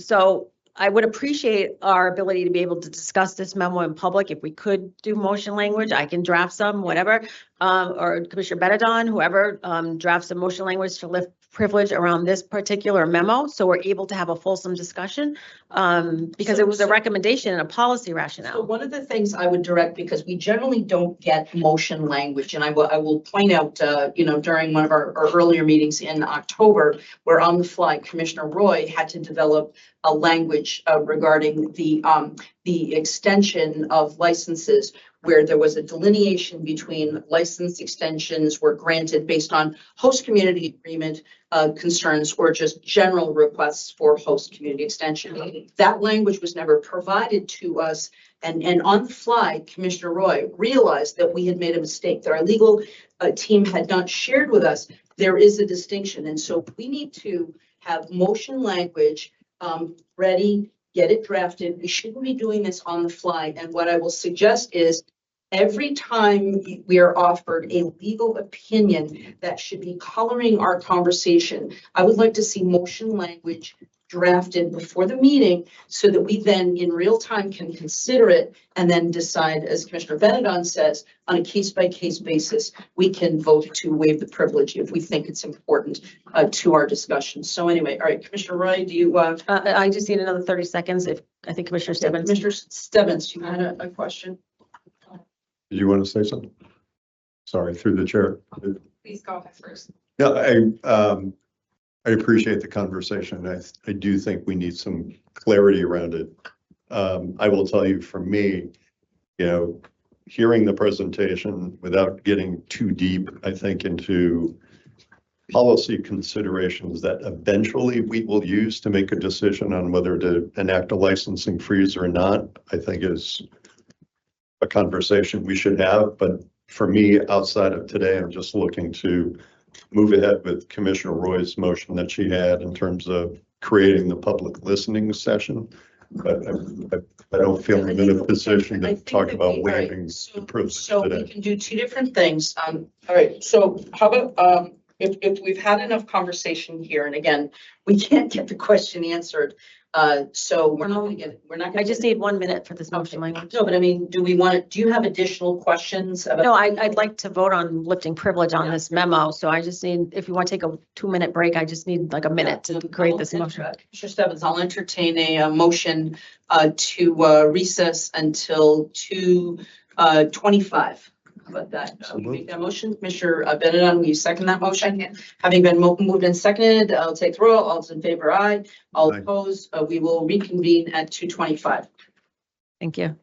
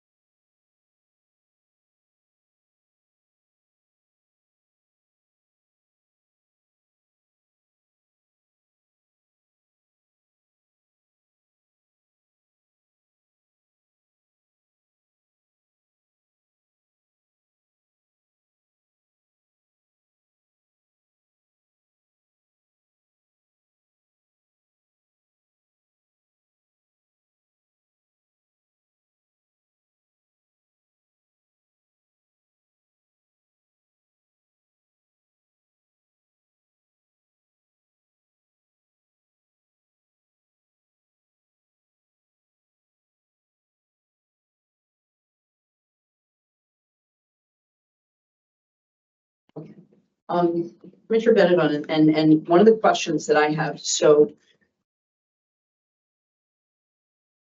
how do we function? Because again, it appears that you have been given legal advice by our team. And I have not seen this. So when individual commissioners are asking for legal advice, it places other commissioners, I won't say at a disadvantage, but because this is the only opportunity we have an open meeting to have discussions, to share. So for instance, if I have an email from a lawyer that I ask for a quick opinion on, should I be taking a meeting with a licensee offline, and I get the opinion, no. How do I share that with so do we now have to go back through all of the emails that are expressing opinions to individual commissioners? And then maybe an executive session where we all get the benefit of the legal advice? Because if you're getting legal advice and it is published, and we can't talk about the privilege in public meeting, or it is confidential, how is there equity among the individual commissioners given the open meeting law? How do we deal with that? So I'm not sure about the receiving individual advice. I think, so what just occurred is before we went into recess, I had stated in the public meeting that although I wouldn't want to waive privilege in general with regard to memos, in this case for this memo, I was comfortable with it. And then during the break, our legal team one-on-one pointed out to me and reminded me that among or within the 13-page legal memo that we were going to vote to waive, there is like a half page in there that I actually think might be, that I had forgotten was part of that memo. Mm-hmm. And they reminded me is in the memo. And when I went back and now looked at the memo, it makes me realize that I think I would be reluctant to release it. So I don't know if that is the provision of individual legal advice, rather briefly pointing out. But now we're in the meeting and you Right. know that, and I don't know that, but I can't be told about that in public meeting, and I can't share that with my fellow commissioners. Mr. Roy. So I saw the general counsel asked to speak to Commissioner Stebbins. He chose to speak to Commissioner Benedon, and he ignored me in the chair. And I had to ask the executive director to get that level of information. Why didn't you feel it incumbent upon you to share it with myself in the chair? But you did solicit out to talk to Commissioner Stebbins and Benedon. How does it make me feel that you wouldn't give me that? I know, I would like an answer why two commissioners had the opportunity to get this information and you didn't feel it necessary to give the other two. Please. Thank you, Madam Chair, and thank you for the question, Commissioner Roy. Well, the fact of the matter is that we did give you the same. No, I had to ask for it. You were not going to give it. Well, we did give But you. I had to ask for it, General Got Counsel. the information, so I think. No, but the why didn't you question is feel like, really no, asking- you're not answering my question. Why didn't you come to us like you did the other two commissioners? Yeah, again, you got the advice, No. and so there's really there's no here. There's nothing to. The chair got the advice? quibble about. This is the Wall Street Journal answer. We don't have to do our job. Let the Wall Street Journal make something public. Okay, so let's bring it back. Let's lower the temperature here. So I have no idea what the nugget is inside this brief that is of a sensitive nature. So I guess we might just have to, we might just have to do the motion to have a hearing.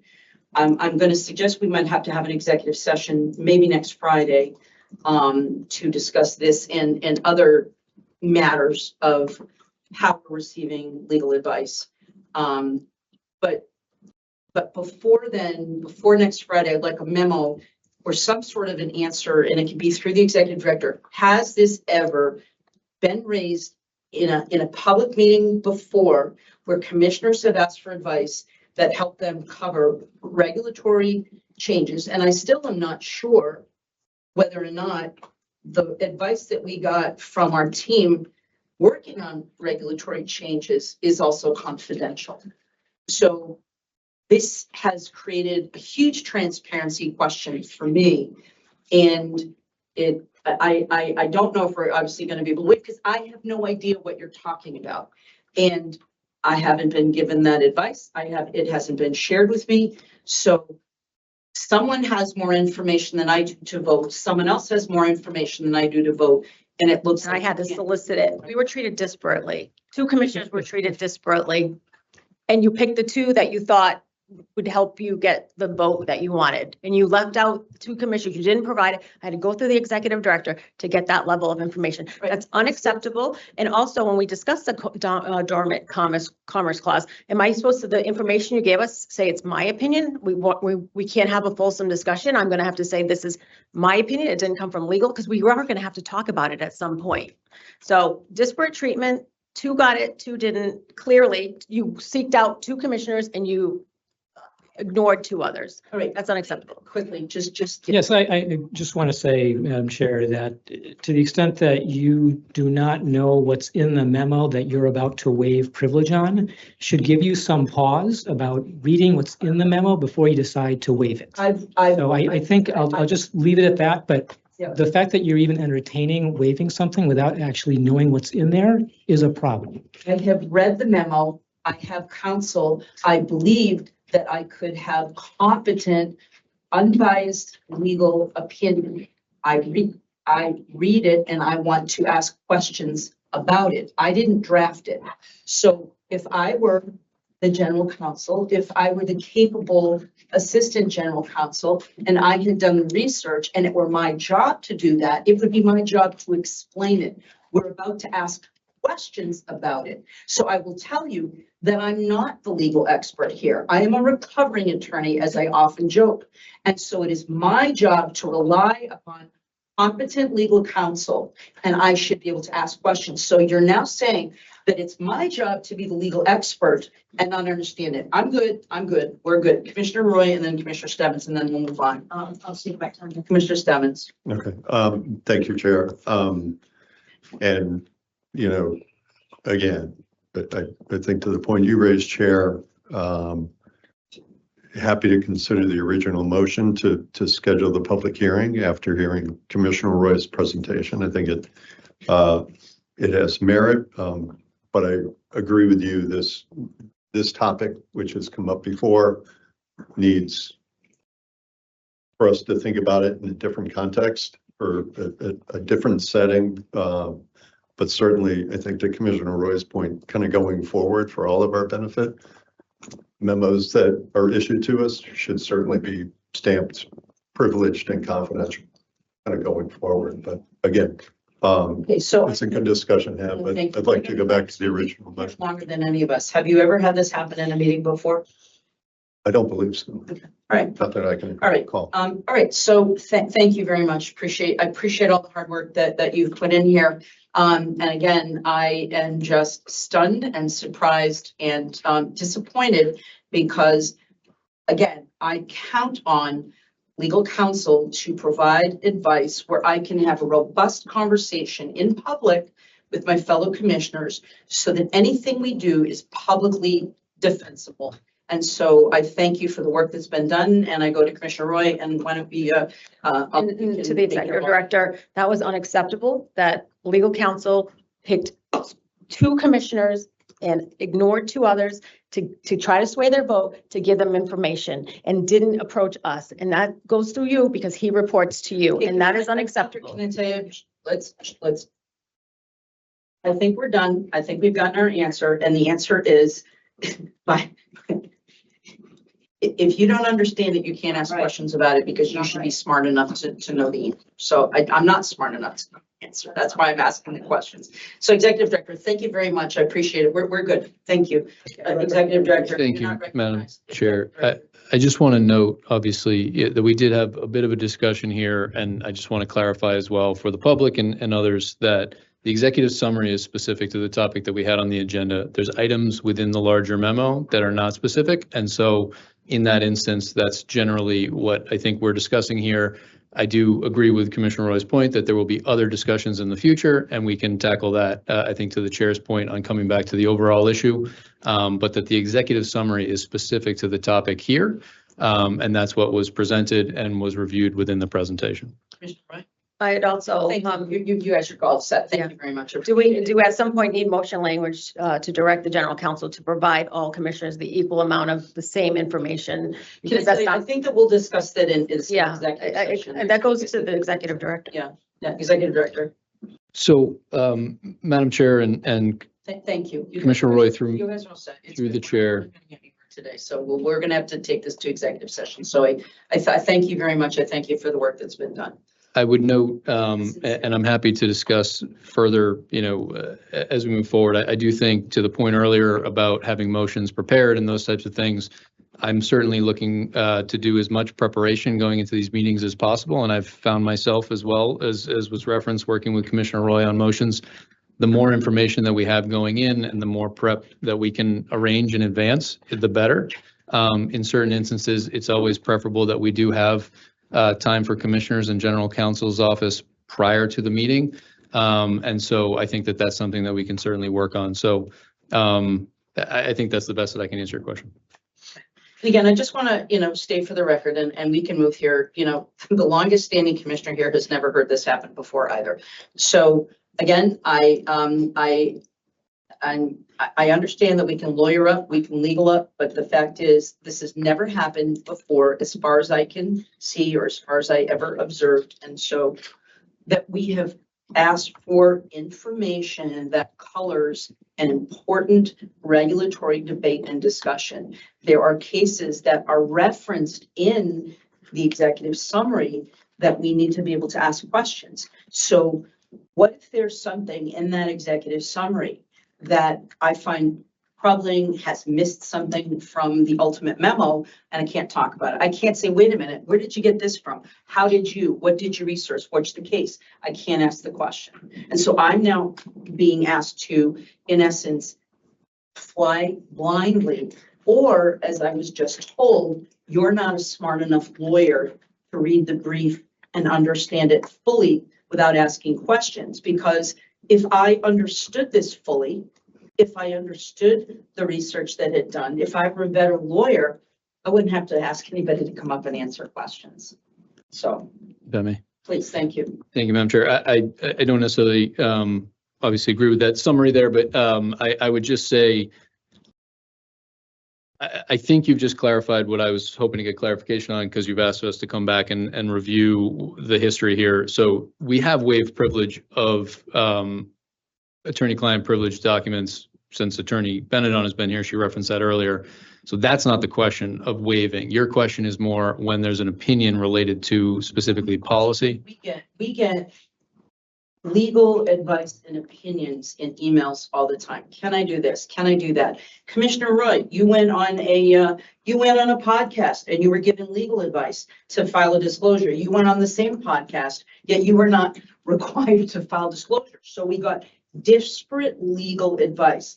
One commissioner who went on a show was told, you have, so is that legal advice? And again, I don't know if I'm sharing something inappropriate now, but the fact is, if there was legal advice given to one commissioner saying you shouldn't go on that show because that's a licensee, you go on the exact same show. I have no idea if these folks also go on the same podcast with someone who might be a licensee. So when we get disparate, inconsistent, and not necessarily sound legal advice, and now I find that we can't ask legal questions in open session when it's not about a lawsuit, it's not about a controversy, it's about how do we know that we're making the right decision to have this freeze. And so if I can't talk about it, how do I know that I have the same opinion that Commissioner Roy does? How do I know that I have the same opinion about, and again, it's an opinion. And so we have to say, we know we have capable legal opinions. And I certainly applaud Attorney Bruno for the capable opinions and legal work that she's done for us. But we've also gotten some really poor legal advice. The commission was given legal advice to go into executive session for multiple meetings on a charter session that was in violation of open meeting law. We got that legal advice. So this is my problem, is that how do we make sure that every commissioner has access to the same legal advice if we're being asked to put our reputation We had a conversation the other day and I said, all the other people in this building, they don't raise their right hand and get sworn in. We do. We're the only ones that are part of this process that take a legal oath to uphold the laws and the Constitution. And so if I, as chair or just a regular commissioner, I'm asking a question, I'm about to do something that's going to change how businesses function. I'm going to change the landscape here, and I can't ask an opinion, and I have to ask, I have to waive privilege every time I'm trying to just get in basic information that's already been shared with us. It's very, very, as Commissioner Stebbins likes to say, clunky. Okay, it's clunky. And I don't know how we operate, and I don't know how we've operated for 8 years prior without this kind of issue having been raised before that I know of. Commissioner Roy. I'll just say that the legal department can't pick favorite commissioners that they want to provide certain information. And that's what it felt like, favoritism. And that cannot be the case. We need the same, we all need the same level of information. Why were 2 commissioners picked and the other 2 not to receive information where this is going to be a major policy decision? That's favoritism. That's disparate. And that can't be acceptable, Mr. Executive Director. Thank you. All right, so have you got the motion to schedule the public hearing? Or do you want to just use the language? I do. I'm going to already remove, read it. yeah, I'm going to reread it because I'm going to remove the word listserv because Paul let me know we don't have listserv, and email would be more appropriate. So if I may, Madam Chair, I'm going to reread the motion language. The motion language for licensing freeze discussion, move to direct staff to schedule a public hearing within 30 days to receive public testimony on a proposed moratorium on new cultivation licenses, including consideration of a temporary freeze on additional canopy capacity approvals. The public hearing shall also accept testimony on the potential extension of such moratorium or freeze measures to other license types, including craft marijuana cooperatives, product manufacturing, and micro businesses as informed by current market data on supply, pricing, and operator viability. Staff shall provide at least 14 days public notice via the Commission's website, email, and standard regulatory channels with remote and in-person access options to ensure broad stakeholder participation, including from equity applicants, rural cultivators, and affected municipalities. Thank you. Commissioner Stebbins. I will second. I also have a question for Commissioner Roy. Walk through the reasoning for including craft marijuana cooperatives, which I know we don't have right now, product manufacturing and micro businesses. Sure. So even though we don't have technically, if we did, it would go towards canopy. Mhm. If we did, micro businesses does go towards canopy. Correct. And product manufacturer goes to product supply. So, just saying that, we're looking at cultivation, but if people want to opine on other areas of supply chain. If I could, we don't have craft cooperatives, but we don't want to leave a loophole. Exactly. Right. Exactly. Executive Director. Thank you, Madam Chair. And this is not probably an adjustment to the motion, but just more for coming back to some of our earlier discussions on this. We would determine the date of the hearing within the 30 days. The hearing doesn't have to be within those 30 days. Scheduling it. Okay, and then we would work obviously with the chair on finding that date that works for the commissioners, et cetera. And then I believe the chair had discussed briefly earlier, but we would theoretically look at this date that when we find it of coupling 2 hearings on the same date if we're able to accommodate that. Yes. Yes. Thank you so much. So again, and I will just state here, there's obviously a little bit of work that has to be done, but I may suggest we are going to be here next Friday, and I may want to call an executive session for next Friday. So I'm just alerting everybody to that. So, all right, moving on. No, we need to I second. mean, we didn't take the motion. We didn't take a vote. I I was like, wait, we didn't vote. Seconded. Sorry. Yes. So it's been moved and seconded. Thank you. Having been moved and seconded, are there any questions or comments about the motion? Nope. Having that, we will call the roll. Commissioner Benedon. Aye. Commissioner Roy. Aye. Commissioner Stebbins.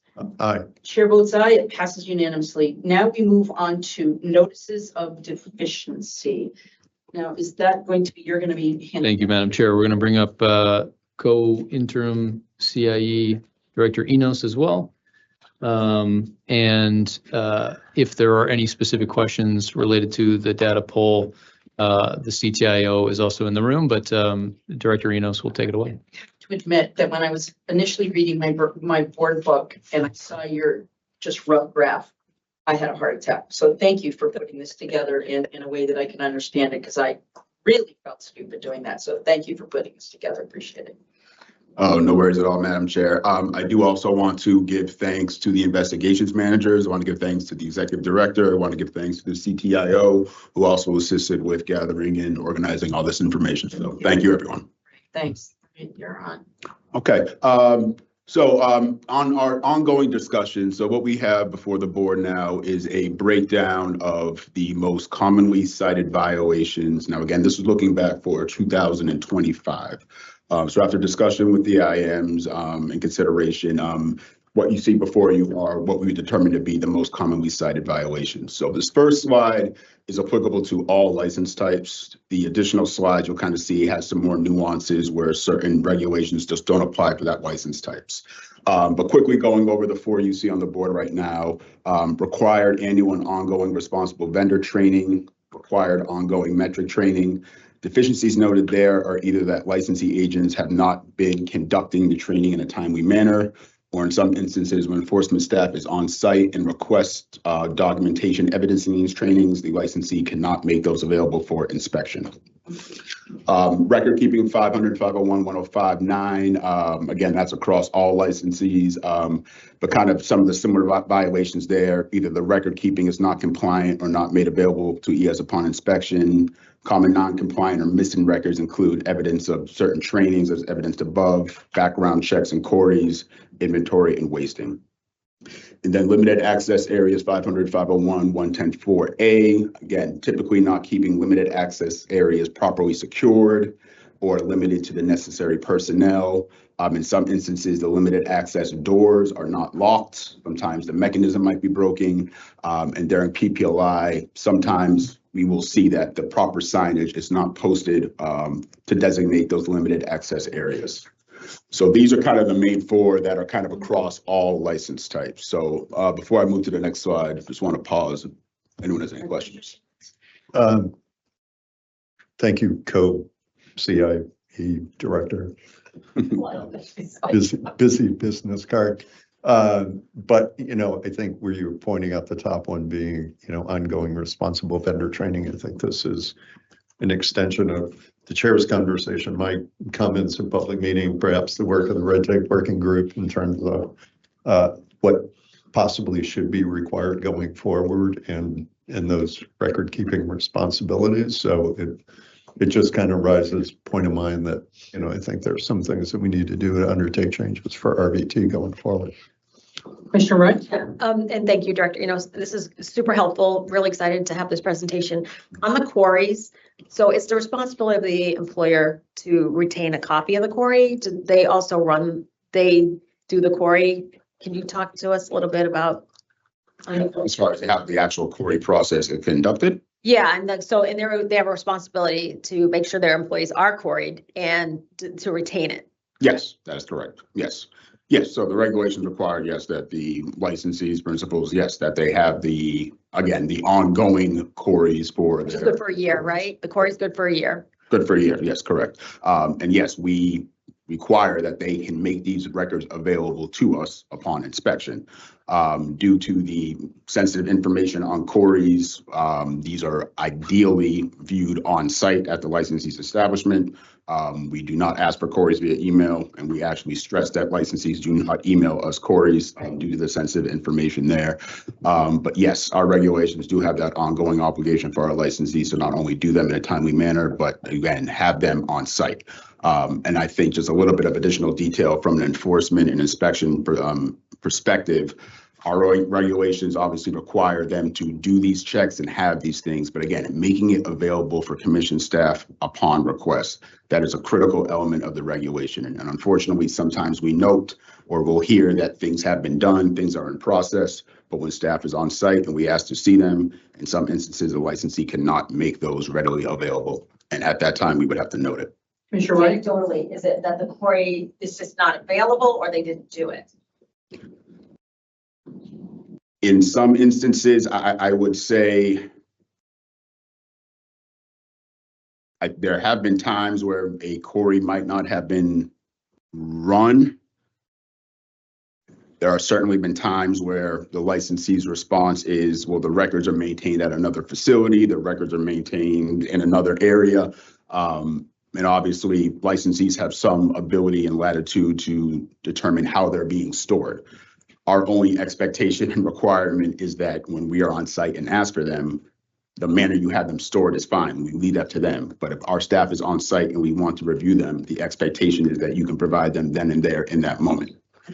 And the reality is, if we have to leave the facility without being able to verify that check was done for that query for that particular agent, it will get noted on a notice of deficiency. Right. Thank you. You're welcome. Right. Please continue. Thank you. Go to the next slide, please. Okay, so the next three are additional regulations that are going to apply except for our couriers and our third-party transporters. The distinction with those two license types is obviously they are bringing product to and from MEs and MTCs, are not storing product overnight. So you'll see there that the first regulation, so people might see security video cameras. I just want to make it clear that vehicles are required to have video cameras in them, but that is contained by a separate regulation. The 935 CMR 500 501 110 584 requires security cameras within MEs and MTCs. And again, these need to be in all areas where cash or product could theoretically be. Some of the common violations noted there are the video surveillance cameras are either not functioning, or the views are obscured, or are not sufficiently capturing marijuana handling and storage areas. Some little additional detail there is that video camera coverage is one aspect that will change. Specifically, if you can imagine a cultivator, when our staff is on site for that first inspection, these rooms have the bedding and the light, but obviously no plants are in there as of now. So what we try to tell licensees is to kind of imagine, and it's kind of hard to project sometimes due to the plant growth, width, and height. But the reality is the cameras at the PPOI will likely have to be adjusted. You're looking at an empty room, but then if you can envision that room filled with plants 5 or 6 feet high, obviously those angles are going to have to adjust and be, kind of managed accordingly. Same thing with retail and product manufacturing for vault areas. Depending on the amount of product in that area, depending on how they want to store it, what totes they want to use. Again, they just need to be cognizant of whatever they're doing physically with their, materials, just to be cognizant of the video surveillance. And in some instances, video cameras are not working. Video cameras are down. So I will say for some of our facilities that have kind of a larger overlay, they're able to have kind of multiple cameras that might be able to cover a same room. So in one instance, if a camera goes down, obviously we need them to fix it ASAP, but they might have overlapping coverage that would cover that same area. For some of our smaller areas, our smaller licensees, one camera might be required or utilized to cover a pretty substantial amount of area. So it's really incumbent upon our licensees, especially during their security audits, that I would strongly recommend that video cameras are something that are routinely checked. And again, for cultivators and manufacturers and retailers, as you are kind of bringing your inventory up online and upscaling, to just be cognizant of the video cameras, because obviously, as the board could imagine, video camera surveillance is a critical tool for investigations. It's a critical tool for how we can verify certain complaints, certain allegations. And obviously our regulations require a 90-day retention rate for these cameras. So it's a critically important regulation, but those are some of the common violations that we see regarding that. The other two you will see are kind of specific to inventory and wasting. So 500, 501, 105, 8E, plants or packages that are not tagged. So again, plants, packages, product needs to be tagged with a metric tag. If we do not see that, then our staff obviously has to inquire into that product. That might necessitate further kind of drilling down by our staff into metric. But that's kind of a red flag right off the bat. If we walk into an area and see untagged product, our first question is, what is going on, where did this come from, and that's additional work. And again, that goes for cultivators and that goes for any licensee that will have plants or product on site. Waste, 500, 501, 105, 12C. I did want to note that the updated regulations did change this to only requiring one agent to now witness and document the wasting procedures. I would say that was one of the kind of previous noted violations, that either waste logs were not being completed in a timely manner, or in some instances, again, only one agent was doing it. Again, the past regulations required the names and signatures of the two agents, but obviously the updated regulations now only require the one. But again, stressing the importance of proper record keeping and wasting is obviously critically important. In some instances, depending on the matter at hand, in conjunction with video cameras and waste recordings, that is also a critical component of our investigatory skills. Commissioner Roy. Director, I'd be curious to see if these NODs go down now, because some of it was, they didn't have two agents. And I'm curious to see if that goes in the trends in the right direction now that only one agent is required. And I know the bookkeeping part is still there, but I'm just, curious to see if there's a way to, I don't know if there's a way to eventually track that, but I'm curious. No, thank you, Commissioner. Yes, it will be interesting to see. And obviously, again, a critical component of our NODs is obviously to cite violations. But again, as I said in previous public meetings, the educational component. So obviously, ideally, we want a fully compliant industry, everyone operating by the board. That is, I think, a great goal to strive for. So I'm also hopeful, Commissioner Roy, that hopefully this will kind of result in some less in the NODs. But time will tell. And if I may, and I want to commend you and your team and INE staff, because you guys brought this recommendation to us and you were essentially removing red tape. And so that was like kind of the first little peel of red tape that we kind of started to remove. So I want to, extend my appreciation that INE brought this to us. So thank you, Commissioner Roy. Thank you, Chair. And as we're sitting here going through these, I don't know, is there another slide or is this kind of your top? There are two more slides, but they're brief. But it does remind me, and for our 100 attendees, and I'm hoping most of those are licensees, it reminds me of the conversation we had out in Great Barrington with outdoor cultivators. Somebody said, if you only gave us a checklist of what we should be prepared to look at, and I think our response has been, you're supposed to be compliant with all of our regulations. But if I was sitting here looking through these and I knew kind of what the top knocks were, NODs, I would expect if I was a licensee, this is almost kind of their de facto checklist. Thank you. Yes. So that's right. No creativity. Just check the list. Commissioner, did you have another question? No. Okay, keep going. Thank you. Thank you, Madam Chair. If we can go to the next slide, please.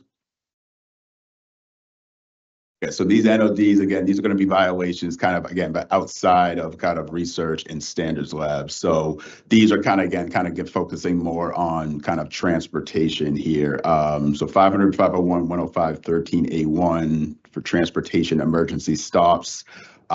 Sometimes we, again, notice and observe a lack of adherence to emergency stop logging and procedures. And just to kind of, I should have said it actually. So again, transportation is being included because again, all the other license types could technically have a transportation vehicle attached to them. So that's kind of how that flows from the previous slides. Transportation manifest, again, under 500, 501, 105, 134F. Again, manifest being not maintained or kept current. And the last violation cited is 500, 501, 13C1C, which is vehicles that are not equipped with an operational alarm.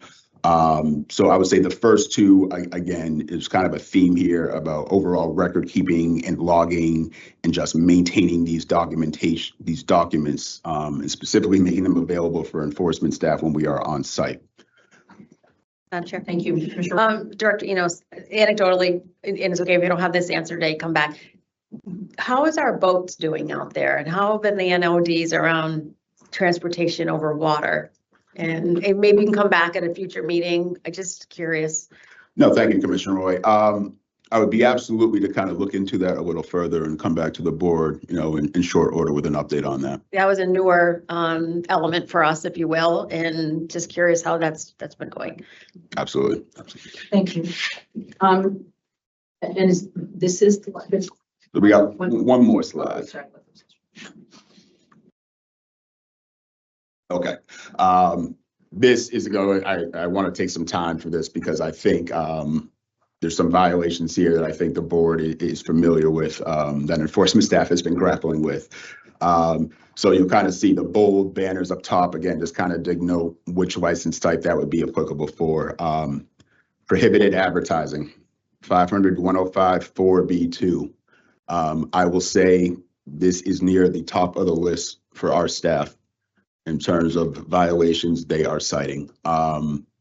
I know we've heard some licensees about it. I know there's been discussions about it, but I do want to note for the board, this is very near the top of the list regarding the violations that our staff is having to cite. This is more, when you say prohibited advertising, that's a pretty big, so, but is that more like can you just sort of dig into? Absolutely. What does that mean? Because, obviously a lot of people out there understand what this means, but they might not. And so I'm not necessarily sure, because I know it's like the loyalty programs and Yes. things like that, so. Absolutely, Madam Chair. Yes, specifically, the challenges with this regulation is that this prohibits adult use licensees from marketing, discounted, sales, markdowns. And the challenging aspect is there is no prohibition for that on the medical side. So MTCs, co-located facilities on their medical sides can do that. But that is a challenge we have. If our staff comes across a certain advertisement on a website that is discounting product, again, it's a delicate line because licensees have the ability to set their prices. They can set their prices. However, what the regulations do not allow them to do is, hey, come into Armin's shop on Tuesday, 50% off all vapes. Come in between 3 and 5, 25% off vapes. Again, they can set the prices, So but can you just dig into this? Only because I'm old enough to remember when you used to be able to have happy hour, and I remember when you couldn't. And so is that sort of the same logic that, people get around happy hour now because they offer this, or you know what I mean? But there can't be sort of, what is the actual prohibition? Because I'm not sure I really understand when you say they can. Absolutely. Yeah, when they can set it. And again, I remember this, a long time ago, when kind of nuancing that, how they could advertise, how they couldn't, how they could set prices. Because obviously any business can set its own prices to be attractive to customers. absolutely. If it pleases the board, Madam Chair, I'm happy to read the actual regulatory provision into the record. Okay, absolutely. So I'll be reading into the record now, 935 CMR 500-105 4B20, which states advertising, and this is under prohibited advertising at the header. So prohibited would be advertising through the marketing of free promotional items, including but not limited to gifts, giveaways, discounts, points-based reward systems, customer loyalty programs, coupons, and free or donated marijuana, except as otherwise permitted by 935 CMR 500-105 4A9, and except for the provision of brand name takeaway bags by a marijuana establishment for the benefit of customers after a retail purchase is completed. So again, the focus here is what is prohibiting, again, gifts, giveaways, discounts, point-based reward systems, customer loyalty programs, coupons, and free or donated marijuana.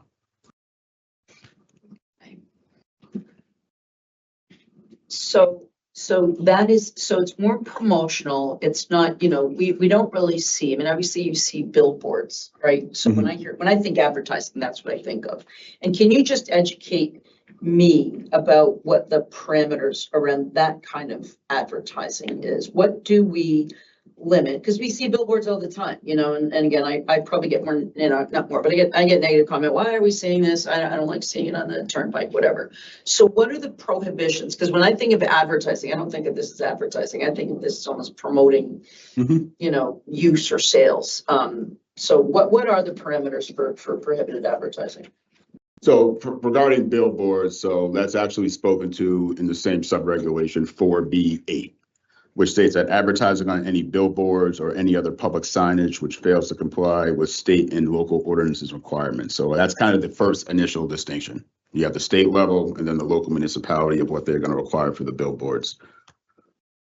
Where we further kind of get into it though, is that billboards require, and there's 5 required warnings. I currently believe our regulations state that they have to have 2 of the 5 required warnings on there. Again, the regulations don't state which of the 5 they have. They need to do that. What the regulations require is that that language is conspicuous enough, large enough that obviously individuals can see that. Another aspect of billboards is that would fall under audience composition data. Yes, go ahead. Yes. Go ahead. So the thought with the audience composition data is that if this is going to be in public, what the regulations require is that audience composition data would show that 85% of the intended audience of that billboard would be over the age of 21. So if this was a billboard on. I mean to be dope, and this is like your burden, you know, which we. So historically, how that has worked is when we request that from a licensee, licensees typically engage other companies. They might go to somewhere else. But typically, historically, it has not been our staff to make the initial assessment. We request it from the licensee. Yeah. The licensee will then provide that audience composition data. So like if they put up a billboard, someone obviously is doing some market research that tells you who, what, where is going past there. Is that what we use to measure this? That's what the licensee would do if we then come back and request it. The proactive argument that this is what the composition is. This is how we're doing it. We've engaged someone to tell us why this is okay. Absolutely. Yes. If we see it now. Now, I do want to add, though, that however, billboards, the posting of a billboard does not require prior commission approval. So the reality is sometimes, you know, and our staff kind of travels around the state for, you know, various inspections, you know, they might come across, oh, this licensee put up a billboard. Oh, there's a new billboard on 95. There's a billboard on 93. What the regulations require, though, is that if the commission then comes to the licensee and requests the audience composition for that billboard, the licensee then has to provide that. That information then again is typically conducted by someone else that the licensee will engage or negotiate with there, but our staff is not making the initial assessment. What our staff will then look at is whatever the licensee provides, we will then review that to see if hopefully 85% of the intended audience has met over the 21 or over threshold. So in the instance of a billboard, the intended audience would be traffic, people driving back and forth. And depending on where the billboard is, audience composition data could be trickier to get. Obviously, for people driving, it's going to be a little more challenging than a stationary, you know, place at a park or something where you can actually count the number of entrants and kind of have a very good, you know, approximation of, I know how many people here. Obviously, if it's a certain event where 21 and over is the norm for that, you know, there's some assurances there that 85 would be over there. But the audience composition data does not just stop from billboards. It can go to mailers. It can pretty much any kind of outward publicly facing kind of, again, advertisement that they want to do.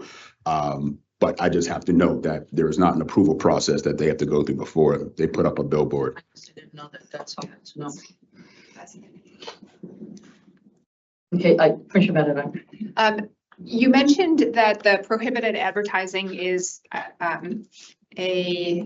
don't remember if you said it's a top priority or top of the list for NODs. When you say that, do you mean that it is kind of a priority and a focus for enforcement or for better education and outreach, or both? Oh, thank you, Commissioner Benedict. Let me clarify.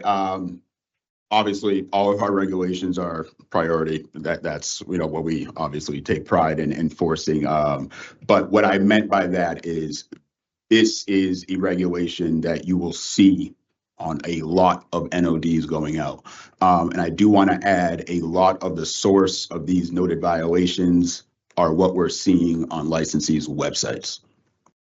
So I do want to make that distinction to kind of answer the chair's previous question about kind of, you know, where we're seeing these. So again, and I should add, we have seen, again, some of these same kind of prohibited discounts, strike-throughs, deals, promos. They do happen on billboards as well. Yeah. But I kind of just wanted to stress that our staff is citing this regulation a lot. We do get a fair amount of pushback from licensees on that. But again, it's a regulation. So we have to enforce the regulation as currently stands. So I only meant to state that that is one of the top on the list as far as the frequency with which our staff is citing on issued NODs. Madam Chair. Commissioner Stemmons. Thank you for that, because we do hear a lot about this. We do hear people say, I've gone to somebody else's website and look at. So when you and your team are looking at websites, is it just random, or are you getting tips or suggestions or emails about what a website might be carrying? How do you, I mean, we have hundreds of retail licensees. No, thank you, Commissioner Stebbins. Advertising sources. No, absolutely. So, you know, on our ongoing kind of compliance monitoring, you know, we will look at licensees' websites as part of just the lead's ongoing compliance monitoring duties. But I will state, we have certainly seen an uptick in submitted complaints by licensees regarding other licensees' websites, regarding other licensees posting there.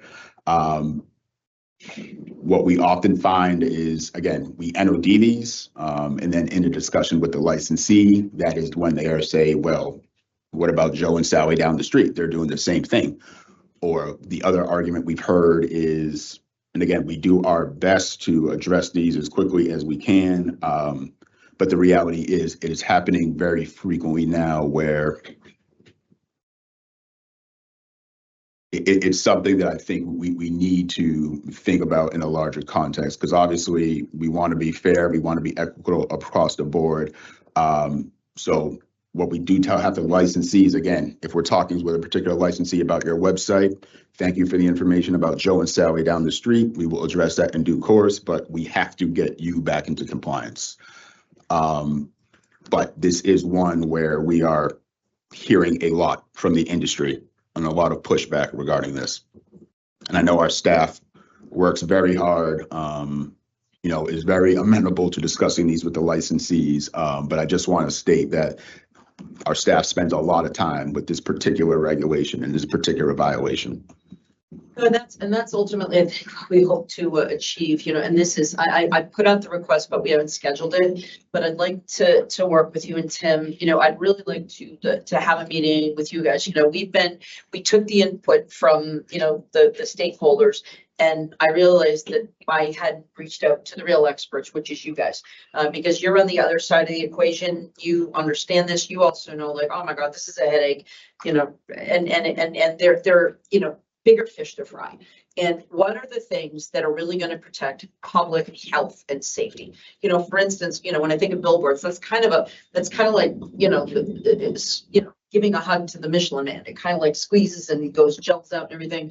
I don't know if that's a very good analogy, but anyway, but with a better one. So again, it's the end of the day. I'm forgetting his name yet, but the point is, we want to keep you guys focused on the most important public health and safety risks, whether it's testing fraud, whether it's, you know, stuff going out the door, whether it's stuff coming in the door that shouldn't be there.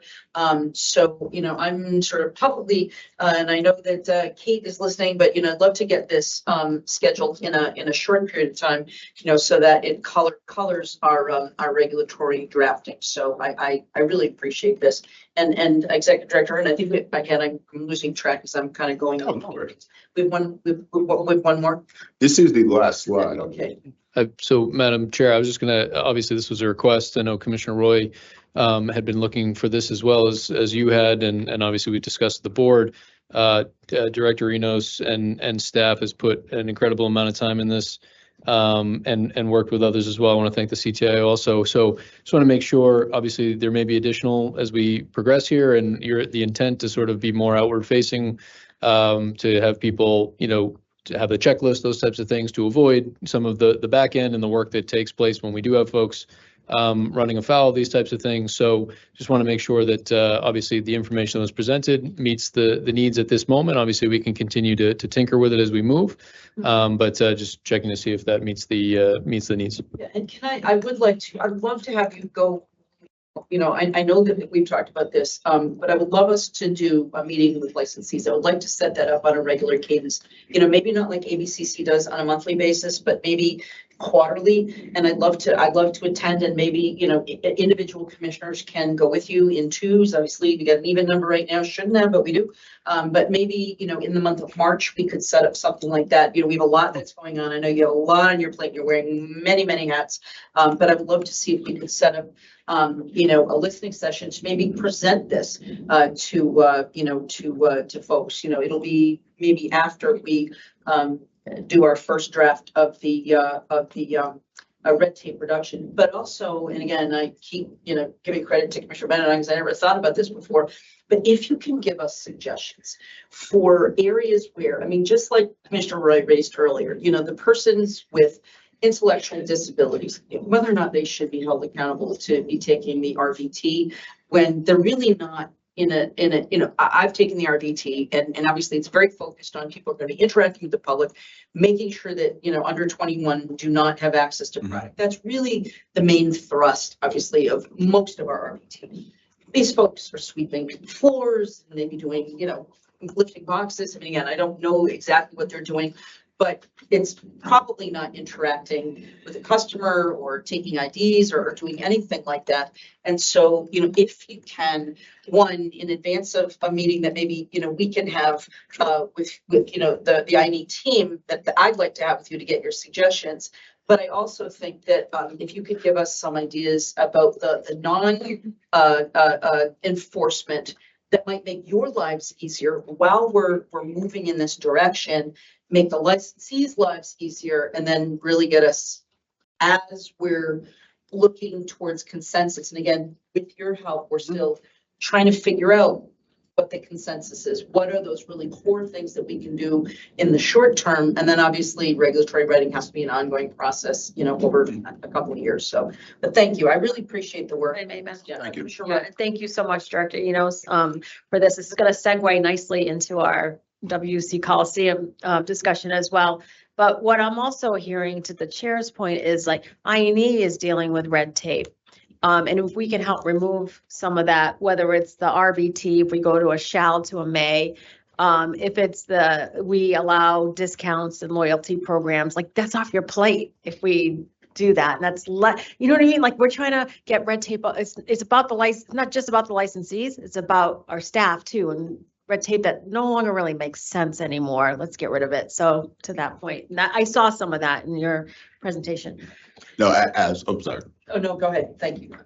No, I just want to thank the board for that input there. I absolutely happen to have those discussions with you, Madam Chair. Commissioner Roy, again, thank you for the input. To Commissioner Stebbins' point, yes, RVT kind of generally is something we are currently going to be looking at to, again, update with the times.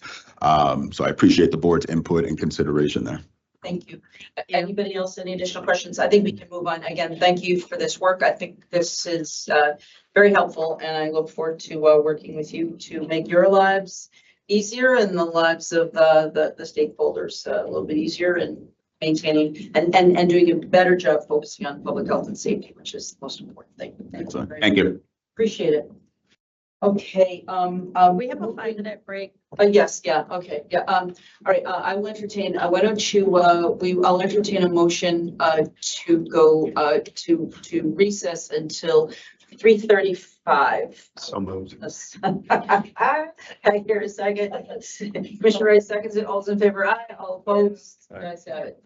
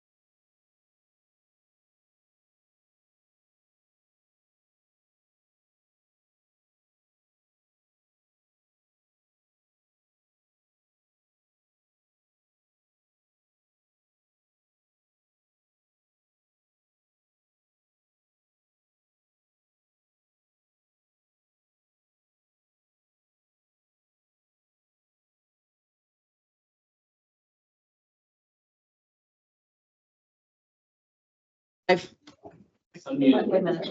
you. All right, so now, returning from our brief, hiatus here.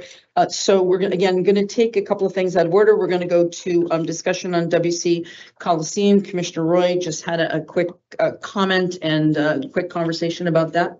I will need Director Enos. Mr. Stebbins?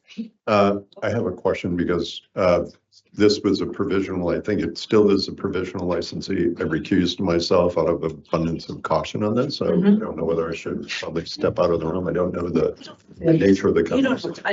You don't have to step out of your room. We have a quorum of 3, but we're not voting on anything right now. It's really more a conversation about, anyway. Thank you. Please, thank Your you. question, Commissioner. Thank you, Director Enos. So I had requested the chair put WS Coliseum Incorporated on the agenda. A few of us, I don't know if all the commissioners received a stakeholder email from them. They are a female minority-owned business approved for expedited review. And so I inquired with the executive director. You know, as we hear time and time again, part of this red tape is folks have to carry a rent or a mortgage during the provisional phase. So this licensee is recognized as expedited review, obviously has been carrying rent or mortgage throughout this licensing process. This is also another example that we identified red tape with the architectural review. So I had asked some questions, and Director Enos took a lot of time, and I want to thank Investigations Manager Dan Huber and Investigator Alex Gallagher, because they put the timeline together to say, you know, since the architectural plans were submitted on September 19th and confirmed on September 22nd, and here we are, February 12th, and we still haven't approved them for their final. So we looked at the timeline, and a lot of it got hung up in architectural review, probably over 3 months in an ARC review. And so this goes to illustrate the severity of the red tape while this female minority-owned business who is deemed appropriate for expedited review got hung up for almost 4 months in an ARC review, even though they had all the permitting necessary except for one fire, I believe. And so this illustrates the point of why it's probably appropriate that we need to sunset this. So our I&E team is not spending copious amounts of emails and time chasing this.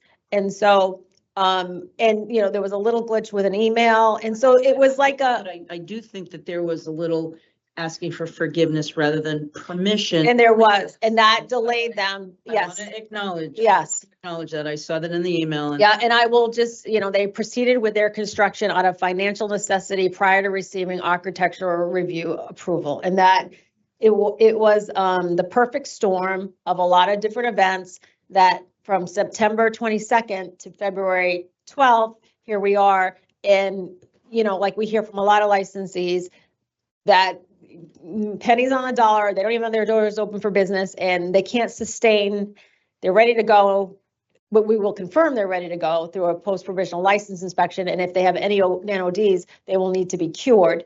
But I want to thank Director Enos and the team. I believe that their virtual inspection will be tomorrow, and with the goal possibly of next week for a post-provisional license inspection, which they need to pass with flying colors, and any NODs need to be cured. Everything needs, all the I's need to be dotted and all the T's need to be crossed before they can get that final.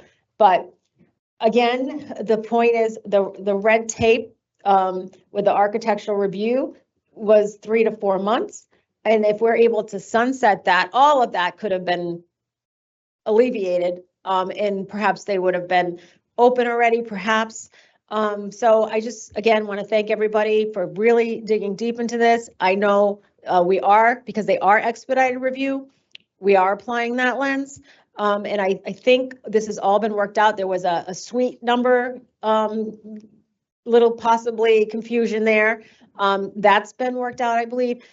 So again, thank you. I don't know if the executive director wants to provide any further context or commentary, but I just wanted to highlight, we try to, help folks who, with opportunities, and, this is a female minority owned business with expedited review. And for whatever reasons of red tape, it wasn't expedited the way we would all hope. And so moving forward, and we're able to sunset that, this should go more seamlessly in the future. And we're hoping that these folks now, Chair, I'll just, before I go through the chair, turn over the. We're not doing anything. We're not voting today? And we're thanking you. Yes, but Accommodating this, because we think that, again, accommodation for a small little place that, is woman-owned, minority-owned, this is the kind of a thing that they're already deserving of an accommodation. And again, I am aware that they move forward without following the letter of the law. So I recognize the potential frustration that your team might have been feeling about this, but and if I may say too, since we are now. Yeah, Investigator Gallagher, I mean, I did see the timeline. He was highly responsive. You go back and forth with the licensee. The licensee was highly responsive. So everybody at both parties were highly responsive. It was the red tape that clogged up the process. And so I don't know, Mr. Executive Director, if you have any comments to the chair, but. Absolutely. Please, thank you. Chair, thank you. So I think at this point, obviously, the chair and the board have been very accommodating when we bring to you, licensing that needs to move forward quickly in terms of scheduling meetings, gavel in, gavel out type situations, or adding something that may not hit a deadline for a meeting. So obviously, as Commissioner Roy just explained the timeline that was put together by I&E, we'll continue to try to move as quickly as possible. And obviously, I know we'll keep the chair updated and try to get this on an agenda when possible. Thank you. If you have any comments or commentary, but again, thank you for putting all that timeline together. Thank you. Madam Chair. Thank you. No, absolutely. No, thank you, Commissioner Roy, for your kind words. I also just want to give a shout out to Alex and Dan as well. Totally agree with you. Alex was extremely responsive. And I'm glad that we brought up some of the, I think, issues that arose that probably added to that increased timeline. So obviously, engagement with the building department is another avenue where we have to reach out on our end, that Alex did immediately. And then again, the document request going back and forth. In this case, it was a series of emails and a series of batches and information. And as Commissioner Roy and the chair did highlight, there was a noted discrepancy that our staff had to take time to iron out. But I'd like to thank the board for their time and consideration. Thank you. Thank you. Right, I think we're good. We want to applaud you and thank you for reacting to that, because I think that it's appropriate. I understand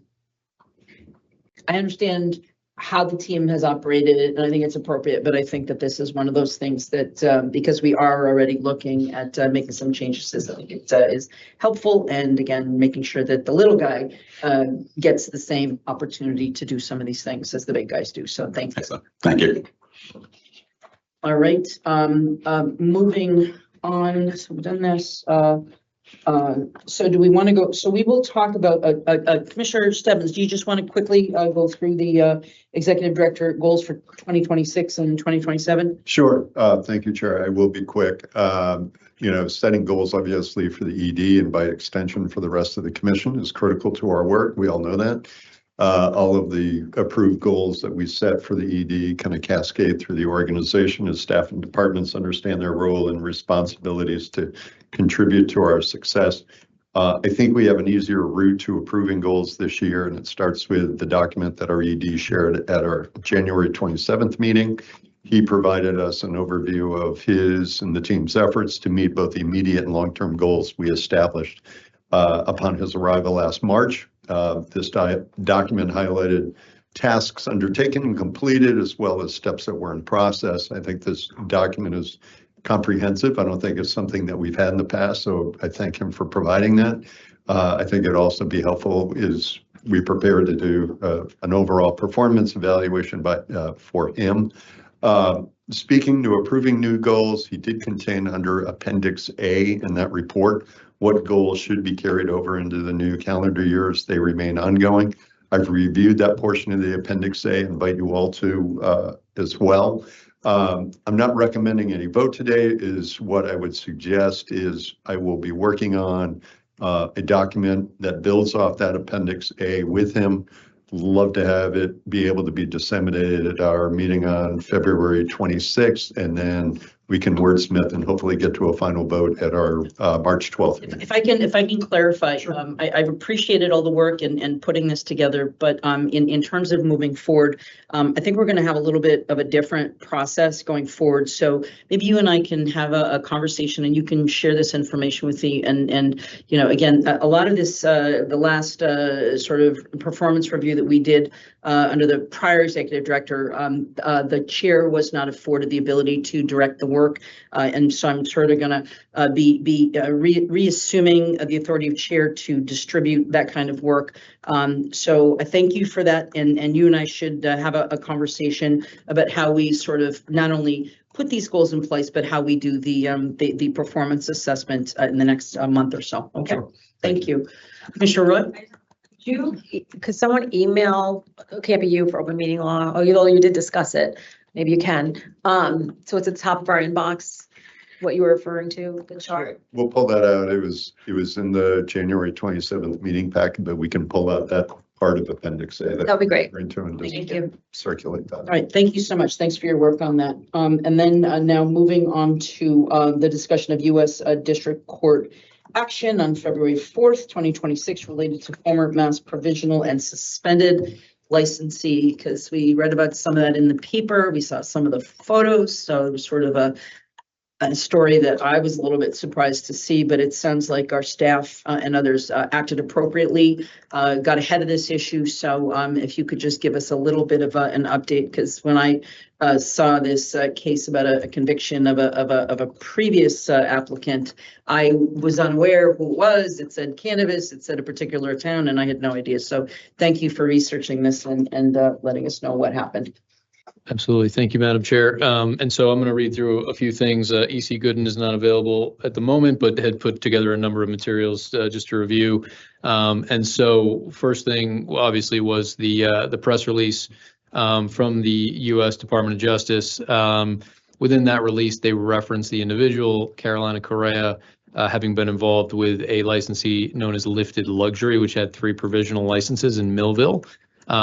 For general information, those licenses are technically expired, but they were also suspended per a hearing officer decision until 2027, approved by the board in September of 2025. Just kind of timeline so people understand, that original license application came in January of 2020.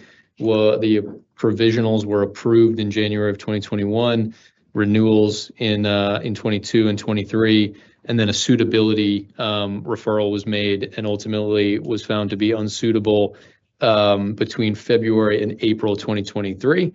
And then again, you know, that hearing officer decision came to the board in September of 2025. So technically, those licenses are all expired, but also should they have been requested to be re-energized, they would be suspended through 2027. So the process on our end, obviously, the work that was done on the I&E end came from some of the information that came out of the state of Rhode Island, which initiated quite a bit of the suitability review. And as well as you know, the licensee using their 30A rights went through the process that obviously put them in front of the board. And so from a CCC end, obviously great work by everybody, including the board.